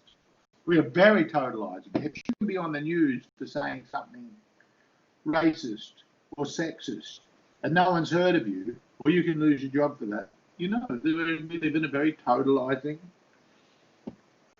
overseeing surveillance kind of society. So in a way, what's happened is these instrumentalities. I'll use that term from the youth revolutionaries in Frankfurt, the instruments of domination are intrinsic to our world participation in the modern world. The question is, who is doing the dominating? Okay, now Qutb argued that those who see jihad as restricted to the defense of war, I want to underline this because this is often, it's often said that jihad for Muslims is only a defense of war. So first of all, you've got those that say it's not war at all. Well, I'm sorry. And I recommend, although he's very critical of Islam, but it doesn't undermine the work. There's a 1,000-page work by Andrew Bostrom called Jihad, which is a collection of authoritative, philosophical, judicial, hadith, bits of the Quran, parts of the Quran, which show you, and then these leading figures which show you that that view is not mainstream, widely held by anybody. It's just a complete fabrication. But he also says, you know, it's not just defensive war. So it's not just defensive war. They fail to understand. Islam requires of all lands to the one true faith. And it, look, it does.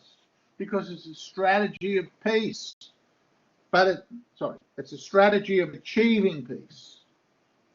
But you have to achieve peace.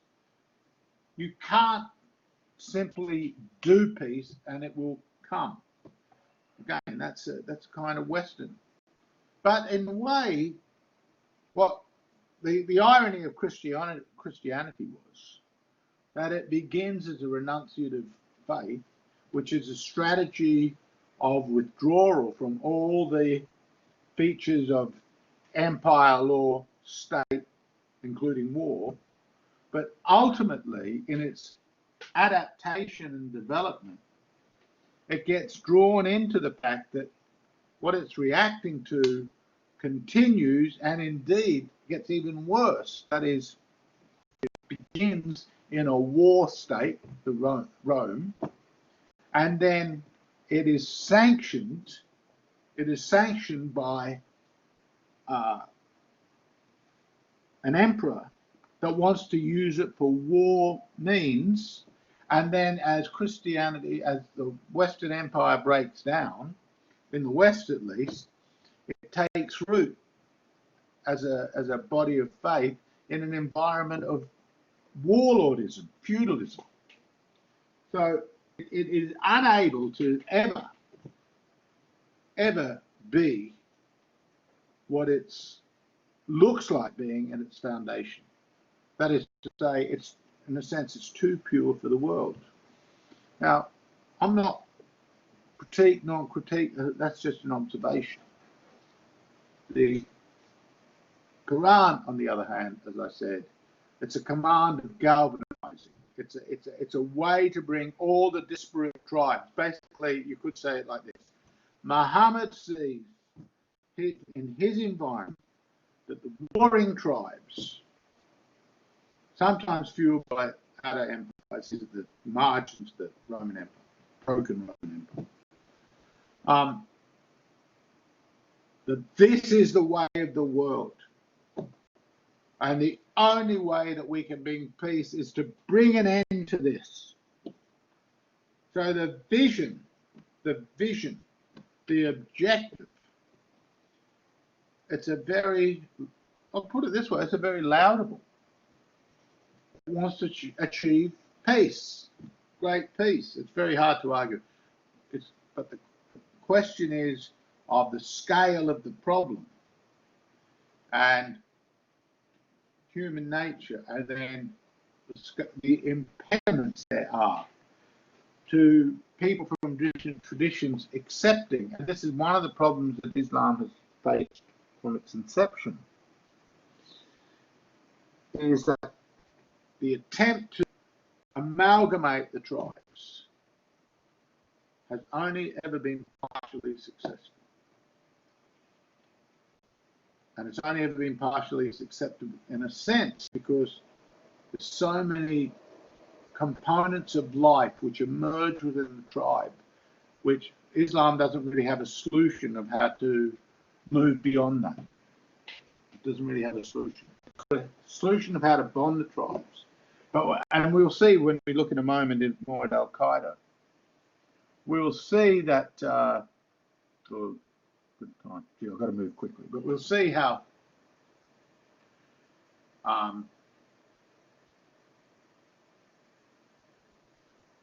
this problem of the tribes would also come to haunt even Al-Qaeda, even the leadership of Al-Qaeda. And over again we see, and then there's the other problem for Muslims who aren't Arabs, is very often a lot of hostility from Arabs to non-Arabs and vice versa. One reason the Ottomans were generally never accepted by the Arabs. Again, the Persians, their empire, when Arabs were under their dominion, never accepted, because they're not Arabs. And the whole problem of tribalism is also very alive and well in other parts of the Middle East, in Saudi Arabia, for example. So it's an ongoing, I'm not saying, it's an interesting question whether Christianity solved that problem or not. At the end of the day, I would just say the tribe is an archaic primordial modality of solidarity, and even when it may be overcome, replaced by something bigger, another alignment of solidarity, when that one fractures, tribes start to reform of a sort. That's a big question. So this is all from this is all from this way of seeing. Allah is our objective, the messenger is our leader, the Quran is our constitution, jihad is our way, dying for the sake of Allah is our highest hope. This is all Muslim brotherhood. The game plan is not unlike what Antonio Gramsci was doing, insofar as it's not just the parliament, but capturing all those other organisations of civil society, which I meant. It became a political party in the 1940s. It organised into secret cells. Now, this was very important. And in this sense, it also lays down the template for what Al-Qaeda will do. So it required a deep, protracted period of time of learning, 5 to 8 years. And the idea was you would join it and then you would spread your ideas to your friends, neighbours, and ever-growing circles. It's a brilliant strategy, but you can see it's not a world away from what was happening with the student movement in Russia. It was using political parties as a front, and then eventually it would consolidate itself. It drew upon certain communist, fascist, and terrorist tactics of organisations, especially military and paramilitary, would be used for political disruption, example in assassination of Egyptian prime ministers. It also did that against President Sadat, what was that, 1980, something like that. In Nasser actually outlawed the Brotherhood and repressed it, but he couldn't eliminate it. And as I said, they eliminated him. So when they turned against him, he had actually, Nasser had put a lot of Muslim Brotherhood people in prison. Sadat was letting them out, hoping, but then Sadat got too close to Israel. And basically he wanted US money. It's a long and complicated story, but again, they were repressed again by President Mubarak, who would be ousted in the 2011 Arab Spring. Okay. I've said this about jihad, so I don't go back into that. Exhorts jihad. Just let me see. Okay. Basically, he's describing here, this is Al-Banna, Syed Khattab says, evading jihad is a mortal sin. That's why I went into it at length before.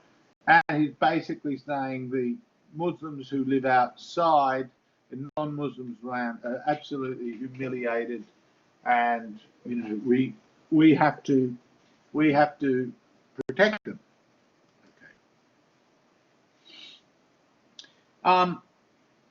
The Muslim Brotherhood, although people who've studied politics have known about it for a long time,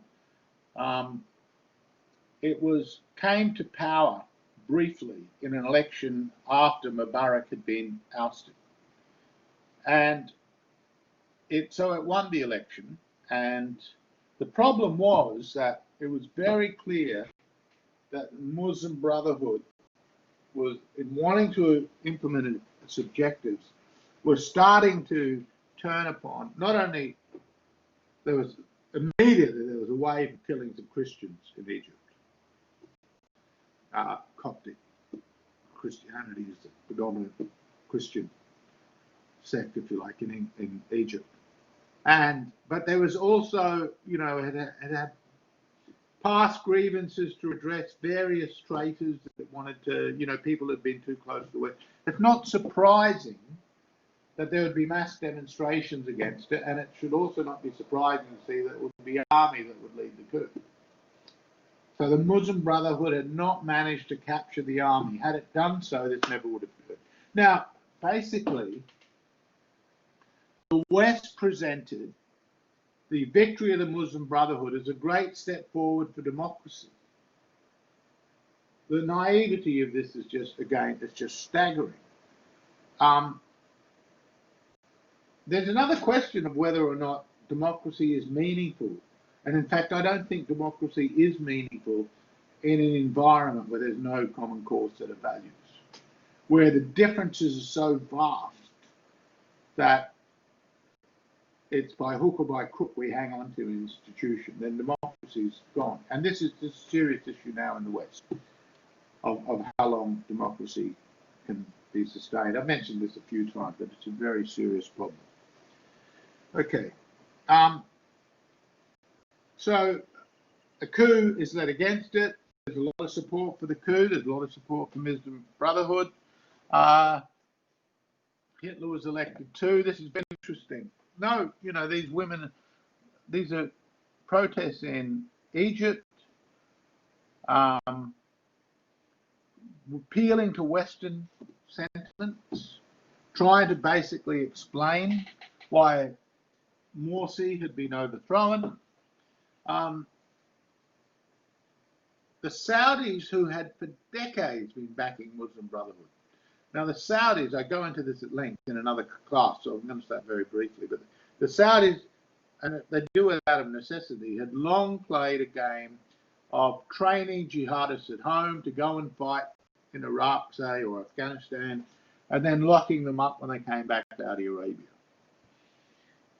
This has been all sorts of reasons why this strategy is actually a very sensible strategy for the Saudis. You might think that's crazy, but it's not. Okay. So they had been heavily funding Muslim Brotherhood, but the Arab Spring sent shivers up their spine, and they then backed General Sisi. And then it shut down Muslim Brotherhood in Saudi Arabia, declared it a terrorist organization. The Muslim Brotherhood had been operating in Jordan, and it established Islamic Front, and their headquarters was shut down and raided in 2016. Qatar, at least at the time, I believe it is still the case that they still support Muslim Brotherhood. They did a year ago. And that's, I think, is part and parcel of its ongoing conflict with the Saudis. That had a huge falling out, and they're very wary of each other. The United Arab Emirates designated Muslim Brotherhood as terrorists. Look, the thing is, you can see wherever you've got monarchies, Saudi, United Arab Emirates, though Qatar is a monarchy, so that's a case of my enemy's enemy is my friend. But you can see why these other kinds of regimes don't want the Muslim Brotherhood.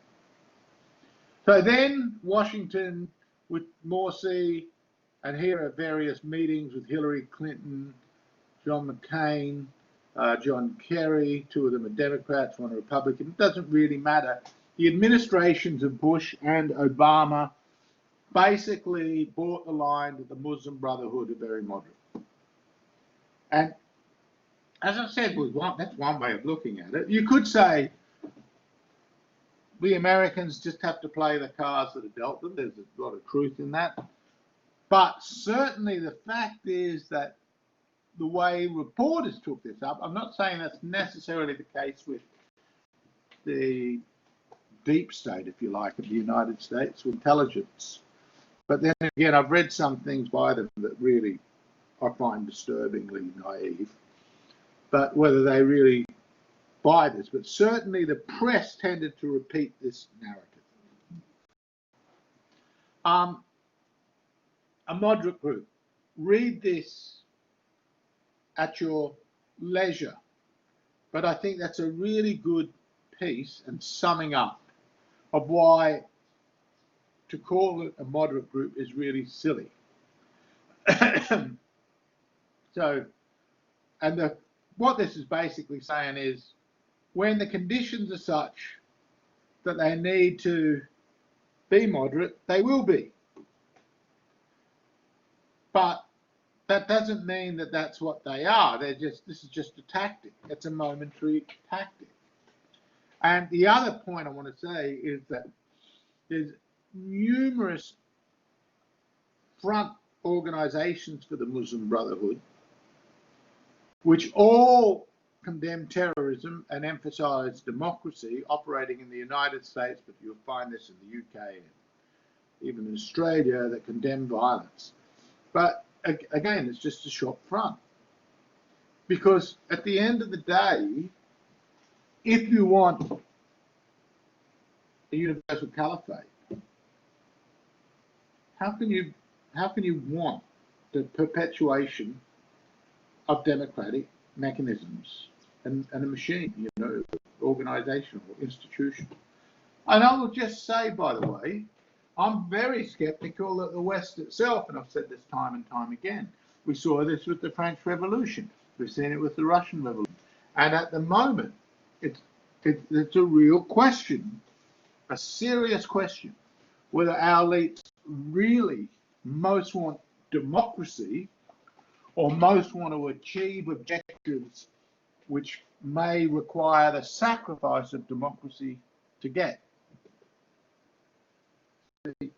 If you say your objectives are intrinsically ones of democracy, that means you can't be shutting down the demos or attacking their position every time they do something that you don't like because they're too sexist or they're too racist or they're too homophobic or they're too Islamophobic. Once you start using that as a way to beat down or not even just oppose or deplatform, once you start doing that, you're no longer a democracy. And as I keep saying, what's been lost is the set of values upon which you could have a democracy. Okay, now I would just look. I advise you to go and watch YouTube on this because there've been a few documentaries on the case of Al-Moody, and it's a very good example of Muslim Brotherhood in the United States. And basically, this guy ends up being found out for. And he had received all these accolades. He was trained and vetted. He was married. You know, he's a major success story that the government wants, because all the governments in the West want to do this. They want to find those Muslims that act as a kind of buffer between them and the Muslim community. Now, I don't think there is a Muslim community any more than I don't think there's an Italian community in Australia or Greek community. There are some Greeks and some Italians or Chinese. To be sure, if they're more in the same area, that tends to be the case. But once it all starts to spread, this is nonsense. And again, the whole Sunni Shia problem, and then the ideological contestations. This is a fantasy of lazy government, and this comes out of multiculturalism, which is a kind of simplistic solution to a very complex problem. And ultimately, a simplistic solution that doesn't, and it's simplistic because it doesn't take into account of the need for social solidarity forming over time, and you try to short circuit that process through politics. Nothing in history makes me think that's viable. Nothing makes me think that's anything other than a really bad idea. Okay. So he had been funneling money to Al-Qaeda to assassinate the Saudi Prince Abdullah. The event gets done for 23 years. There have been critics. Frank Gaffney is one. Now, again, he's usually put in the bag of conspiracy theorists. I must say, and I think I may have said this before, I've certainly said it a number of times now in my international politics course. The way in which journalists now just dismiss anything as a conspiracy theory that seems to question the mainstream narrative, in this case, the mainstream narrative being Muslim Brotherhood of moderates. But you can make your own mind up if you're so interested. He gives a very long series. I think each one's about 40 minutes or so. And I think there's something like 10 lectures. And it's a very long, detailed account of the operation of Muslim Brotherhood, not only in the United States just generally, but the way it's worked through both the Democrat Party and the Republican Party machines. And I think it's a very important work. Just as I think Stephen Coughlin, who used to give talks to the military and then was told to get out, who talk about Muslim Brotherhood, was kicked out of it, has written this catastrophic failure. I think that's also something that requires serious look at, but again, that's put in the camp of conspiracy theorists or whatever.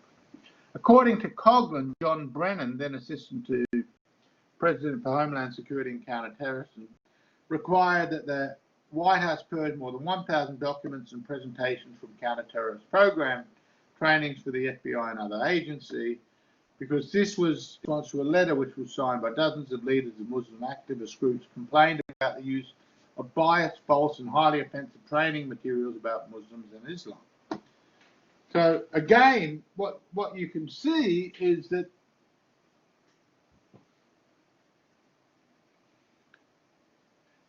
those people who are drawing attention to serious areas of political conflict and contestation can just be criticized especially by organizations who may or may not be operating with Muslim Brotherhood funds, but operating to represent themselves. So there's a real conflict about representation. And of course, this has all been enabled in the West, because in the West, if you engage in a narrative which is oppressive, then you ipso facto are an oppressor, and a narrative which is oppressive is a narrative of discrimination, and then it becomes a serious problem. What if you're saying is actually true? But it's true, but it makes you consider things in a more complicated fashion. Now, I keep saying over and over again, I see politics as about interest. So I don't blame interest groups using their opportunity to achieve their goals. In fact, that's what they do. I could no more blame that than I could blame a bird for being a bird, or a parrot, a dog for being a dog, or I'm not saying these people are dogs, don't get me wrong, but a tree for being a tree, or anything for being what it is. It is what it is. And this is the nature of the political system in the United States, Australia, Western Europe.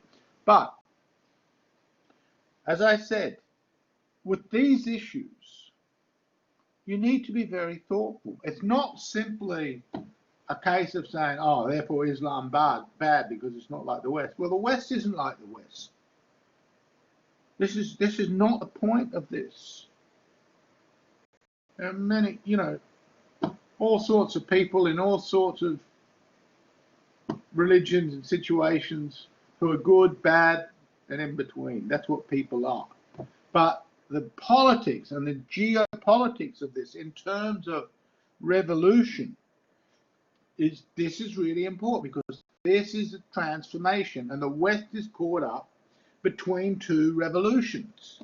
And what we can see is, because of its own internal institutional conflict, revolt, there's also another revolution that's spilt over, that's playing into this. It's like a vortex. Anyone who doesn't think this is serious and who just wants to present this as ideological is not a scholar. Okay, the second group, Osama bin Laden and Al Qaeda. Oh God, really, I'm so mad at myself because I've only given myself so much time to do this. Okay, I'll have to be very quick. Basically, he was the son, very rich Saudi. He sets up training bases in Afghanistan to fight against the Russians, backed by the CIA, as well as by Saudi forces.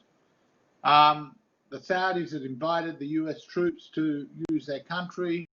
It was one thing to receive CIA funding for the Mujahideen, but to act against the Russians, but for the US to send troops and for the Saudi royal family to allow troops on Saudi soil was just horrific.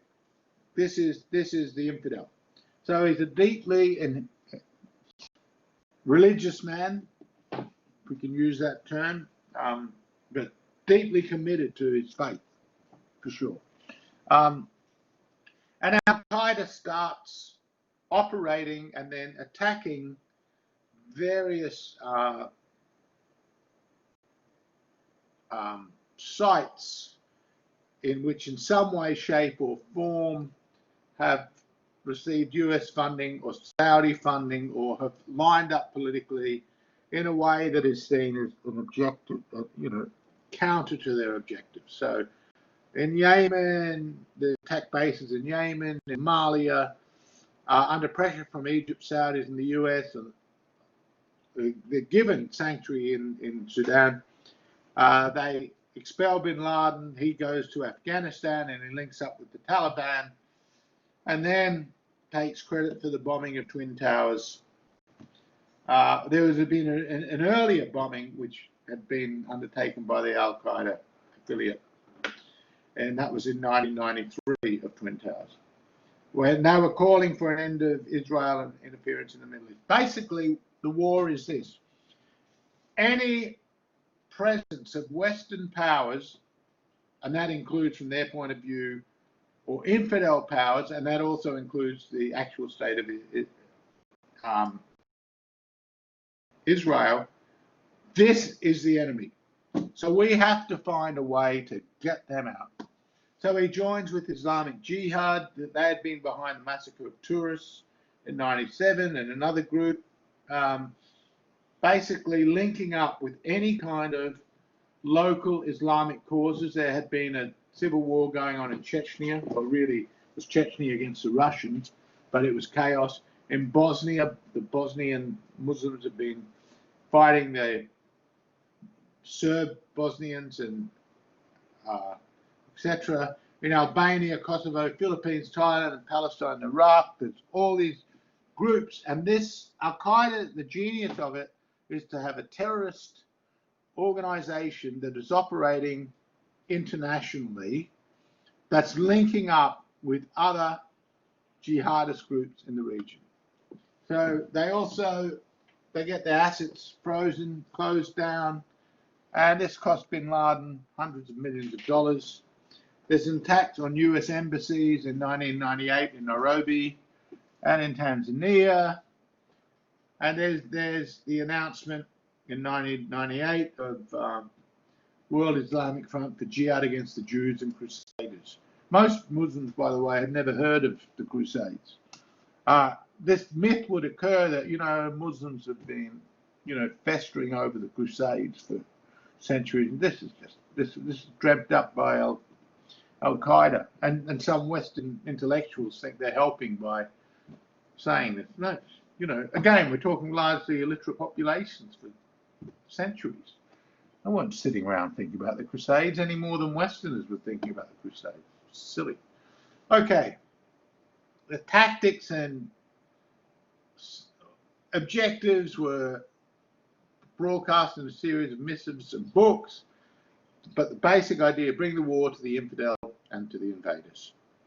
Target domestic populations, make spectacles, act terror. You know, whole idea of 9/11, let people see it and be very afraid. Make it clear that what you're attacking is everything the Western world stands for. The Western world is basically, from this point of view, a Jewish-Christian alliance. That's what it is. And alias, and for Muslims, for many Muslims, the West is simply Christendom. It's the fact that it's no longer very Christian doesn't matter. It's really the rotten fruit of the poison tree of Christianity.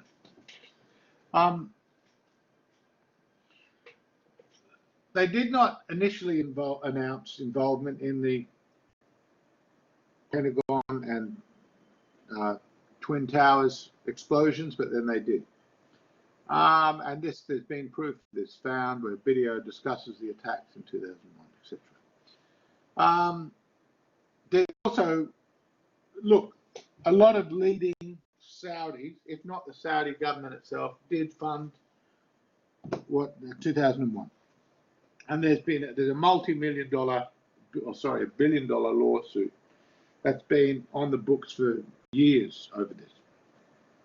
They also had some success after the Madrid bombing in Spain, where something like 180 people were killed in 2004. And the success was that Spain pulled out of the Iraqi war, so they're getting rid of European troops. This statement, I think, by bin Laden says a lot.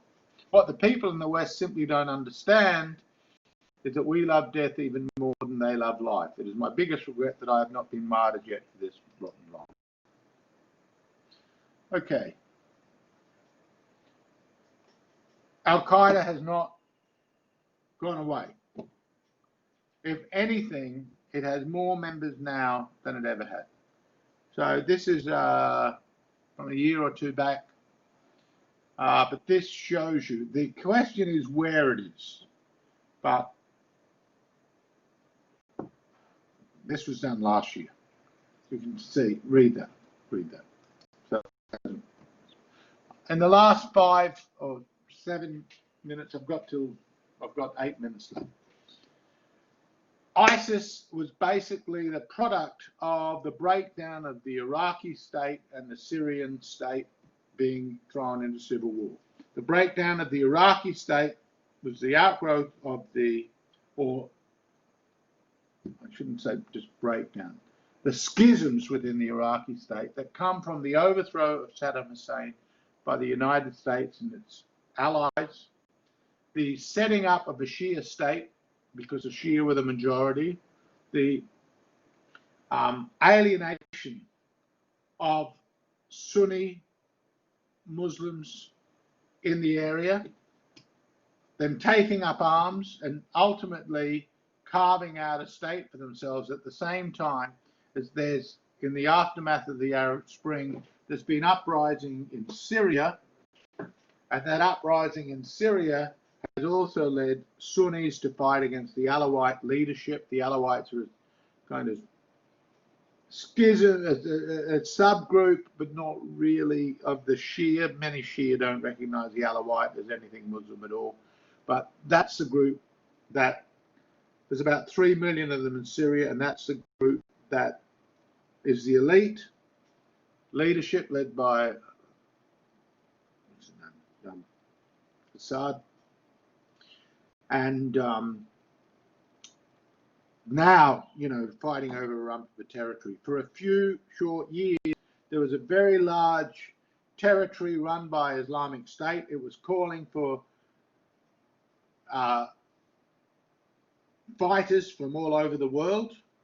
There were about 500 or 600 from the Saudis. At its height, there was something like 30,000 soldiers there. They had their own territory. They had their own cities. They were extremely cruel. They used a book called The Management of Savagery. It was, again, using the terrorist tactic of frightening the life out of people, head cutting, cutting off people's heads, making a statement. Their leader took the name of one of the earliest caliphs and basically this was a new tactic. It was basically saying this is the caliphate. The last caliphate had been the Ottoman Empire, and as that had gone, this is a way of saying we actually have a state. We're doing it. Al Qaeda, Muslim Brotherhood, they're wannabes. One is going through the ridiculous notion of a parliamentary process to get government. The other one is just terrorists, it's blowing things up, spectacle, but we've got what you want. We can deliver. It certainly, so it grows out of these breakdowns. It established, at its peak, it had something like 10 million people. I think it was 30,000 soldiers from overseas is what I should have said. I think I'm right in saying that. I might have that in another slide. Okay. So the fact that it was a territory, it was, it was able to use Turkey to sell oil and bring arms in. So it was building up. That was a serious geopolitical, and no one really knew exactly what would happen. But ultimately, too fragile to endure. But that doesn't mean when it's defeated, which it largely has been, it doesn't mean its supporters have gone away and it won't come back. Okay, the major difference with Al Qaeda is the willingness to use the extension of the word takfir. That's the word used by Muslims against other Muslims who are seen as betraying Islam for being apostates. The Kitab had already denounced certain Muslim leaders as unbelievers for their impiety, and Al-Zawahiri had embraced this idea, but uses it against anyone ruling over Muslim lands who's an apostate. So even so that means anyone who's working for the state, much like the terrorist thinking again of the young Russians. If anyone works for the state, then therefore they have to be culled out. They're fair game. And if they're Muslim and they do this, they're not really Muslim. That's what the Al Qaeda is saying. And this then extends to all Shia. So the hatred of the Shia is something, if you ever read any writings by al-Zarqawi, this has been noticed. And this makes any kind of attempt to bridge Shia-Sunni relations, which, to be fair, not a lot of Sunni are that interested in, but makes it impossible. There's also Quranic, Hasid, not Quran, there's also theological justifications, the apocalyptic nature, the great war, the day of judgment. These are the end times as prophesied in some hadith. And again, you can look this up really, but there's a number of apocalyptic hadiths and saying of the books of affliction, and this is what this really appealed to. Now, it was often reported that many of the people going and into Iran were, didn't know anything about Islam. Maybe, but it would be wrong to think that the architects of Islamic State didn't know anything about Islam. That's just foolish. You might want to not read it this way or not text this way, but that is just foolish. Okay, that had to be very quick. I've basically said this. Two different social bases in the Western Islamic world. The superiority of the West in its economy and technology is in dispute. But there is a serious question whether the spiritual values of the West are hollow. And the West has been reflecting upon its own spiritual loss for over a century. T.S. Eliot's The Hollow Man and the Wasteland. Go and look at it. It suggests that we live in an idiocracy. The ideas are really a problem. They're really a problem. The progressive narratives that dominate the elite classes continue on certain core aspects of these revolutions we've looked at. We now live in a time of increasing deployment of narrative conformity. It generally assumes continuum of peace, provided we can cure prejudice. This, I think, is naive. We know the major concerns, I've said this many times. The concerns of the Islamic world now in turmoil because of the Pan-Islamic movement ultimately needs to topple the nation states that are already there. Okay, I've gone over time. I thank you very much. I hope you've got something out of the course. Au revoir.